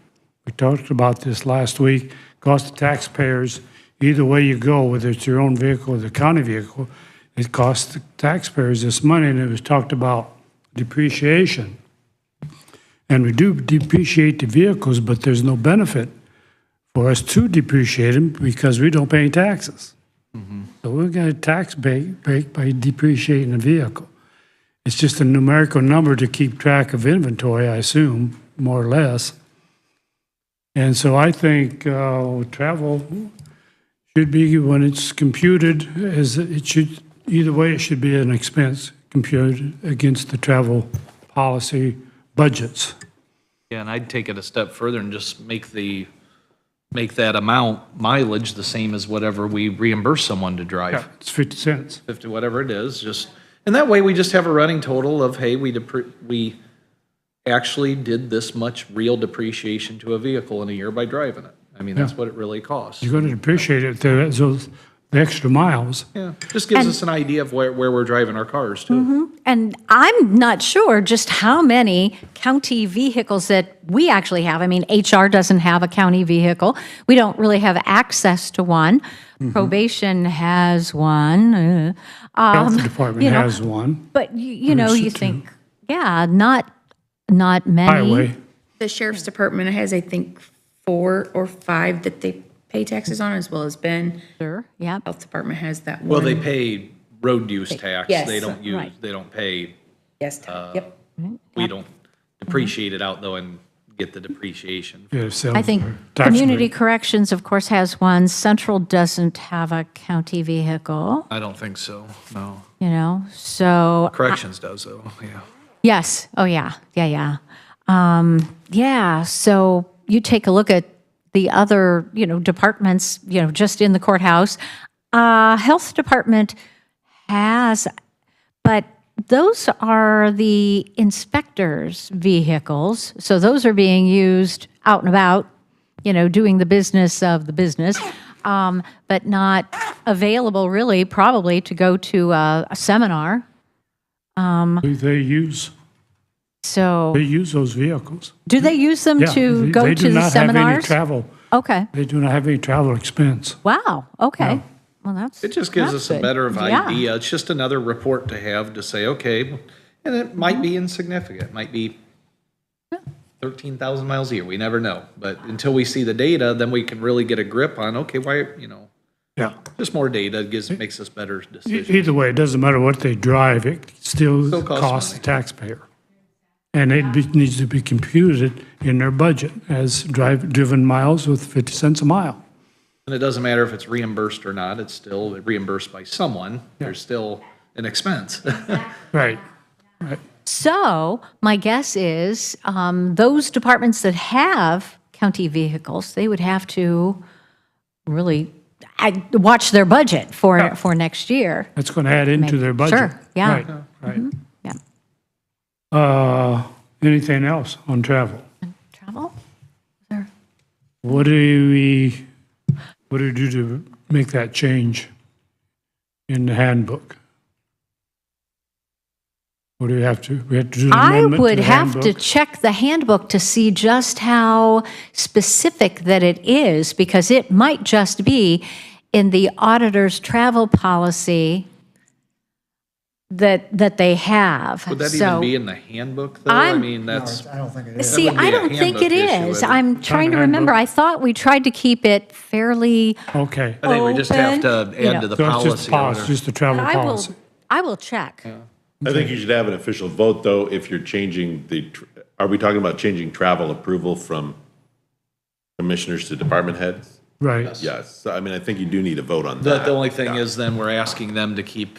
Keep track accurate of, right, records of right. the miles It's like a of the- different Yeah, thing there, yeah. yeah. And I just think it's gonna be better for them anyway. They know the travel they wanna do. Do your travel, put it in your budget, and I wash my hands of it. Yeah. It's fine. Let deal council, with it. let Yeah, council let deal council with deal it. with That's their job anyway. And then there will still be the travel form that everyone would fill out to get it approved by you. No, we're not. No. Cody. She's like smiling. Yeah. That would be within each department. Okay, to all right. handle Yeah, you that. just got to catch me up to speed. Yeah, the department heads, they decide who they're sending on travel. And I don't mean to overspeak, but I believe that they've spoke about this for a few weeks now, only because these are turned in and they don't feel like there's a lot of discretion with it anyway. That was my assumption, that was what Yeah. I took away from it. No, I totally, yeah, I So they totally wanted to get push it back that. on the departments to put it in their budget. Yeah. Right. And I appreciate that. I know that there will be department heads who will really appreciate that. I don't believe that any of our department heads just indiscriminately, hey, let's do this one, let's do that one. Oh, no, and so I think you're giving them back the, you're going to treat them like the adults. And, for those unelected department heads, you hired them to do a job and their discretion. So I know I would appreciate that, and I'm sure that the others will appreciate that too. Well, and they should have that control because they know what's best for their department. And I have no problem with that as long as it's properly budgeted. Yeah. They can do what they want. And they have to justify that to council. And elected Not to us. officials, I have no control over anyway, so they can give me their travel request, I can say no, and they can say, you know what, Anya, we're going anyway. So yes, what's the point of looking at it, you know? Yeah. Okay, motion? Well, what would be the motion to, Travel approval back to the, but we'd have to actually write a policy, right? We'd have to make a change to the policy? Well, I think I was one thing, is that what Dottie was saying? We don't know who has the policy But I'm for saying, sure. I don't know what we I would think it- motion, because I don't know what we're replacing for sure. Yeah, because that whole program or whatever came through the auditor's office. So I'm simply the conduit, it's in the handbook and it's in there somehow. I think I we better just review. remember it. I don't have it committed to memory. Proposed change to the policy and vote on that. Yeah, let's Yeah. find, Once we yeah. figure let's out- find the actual Right. policy and let's check the handbook to make sure there's not stuff Okay. in the handbook that's Okay. contradictory, because if there is, it'll need change too. It is quite lengthy. I'm looking at it. Yeah. it's about 1.5 pages specifically just. Put a big of red travel. line through it and put at the Probably top not. asterisk, department heads now control this. But you may Goodbye. still want to have the logical requirements of that now controlled by that. So like you may not want to say there's no rules or regulations Right. on it anymore. Yeah. You may just want to say that the decision is made By the, pursuant to this policy Yeah, why don't by the we, department head, if why that don't makes we sense. have Andrew look at the Yeah, read the current policy. in total and right. Could you email Because in me that as a policy, PDF we'll or want to something? put that they need to Yes. keep track Okay. of their mileage for budgeting purposes. Oh, I probably do have the handbook in my file folder of things when I onboarded, so I guess I could look at that as well, but then We can send you a PDF, I like to you look know. at, yeah, I like to look at, if you would then Into the make email. the appropriate Appropriate change. proposed changes, then we Yeah. can vote on that. you can decide if it's a good Well, and language I, use. I okay. think in that policy, Andrew, it needs to say that of course, the department heads will budget their the expected travel at a rate is the same as a private vehicle. In other words, Yeah, whether it's personal or Yeah, or just throw county it in- vehicle, it's yeah. 50 cents a mile. just say, or okay, the we're current- projecting current we're rate. spending 10 grand, Yeah. throw it in Yeah. that budget. That's fine. And So that way they we have need some to data. budget the mileage into their yearly budget. Exactly, of county-owned vehicles Okay, at the same rate that we reimburse private. which is probably the federal rate, I'm assuming, every Yes. year? That you just, No, no, you. Oh, no, state different rate's rate. what we've State been rate, using. okay. We're at like 51 cents. So we just say same rate as the reimbursement of private vehicle right. or state And rate? that either is way what, would say it. we went a nickel over state or something like that. A nickel believe over so. state? Okay. Yeah, it's something. Okay. We will do it. Anything else? Hearing nothing else, then we are adjourned. Thanks, everyone. Thank you. All righty.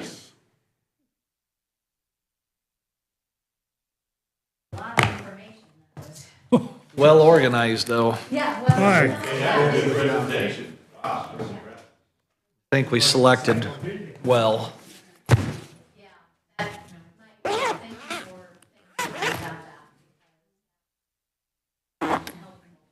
Yeah, it was a good presentation. Well, I was comparing that to the last, when we did the anthem switch. Huge difference. Yeah. Answers for everything. Yeah. Oh, all right. Go meet with Ben here in a little bit, and I'll let you know on that site distance what I think, guys. I'll shoot you both text. It was interesting, I drove out there, I met with Ben Thank goodness. Friday,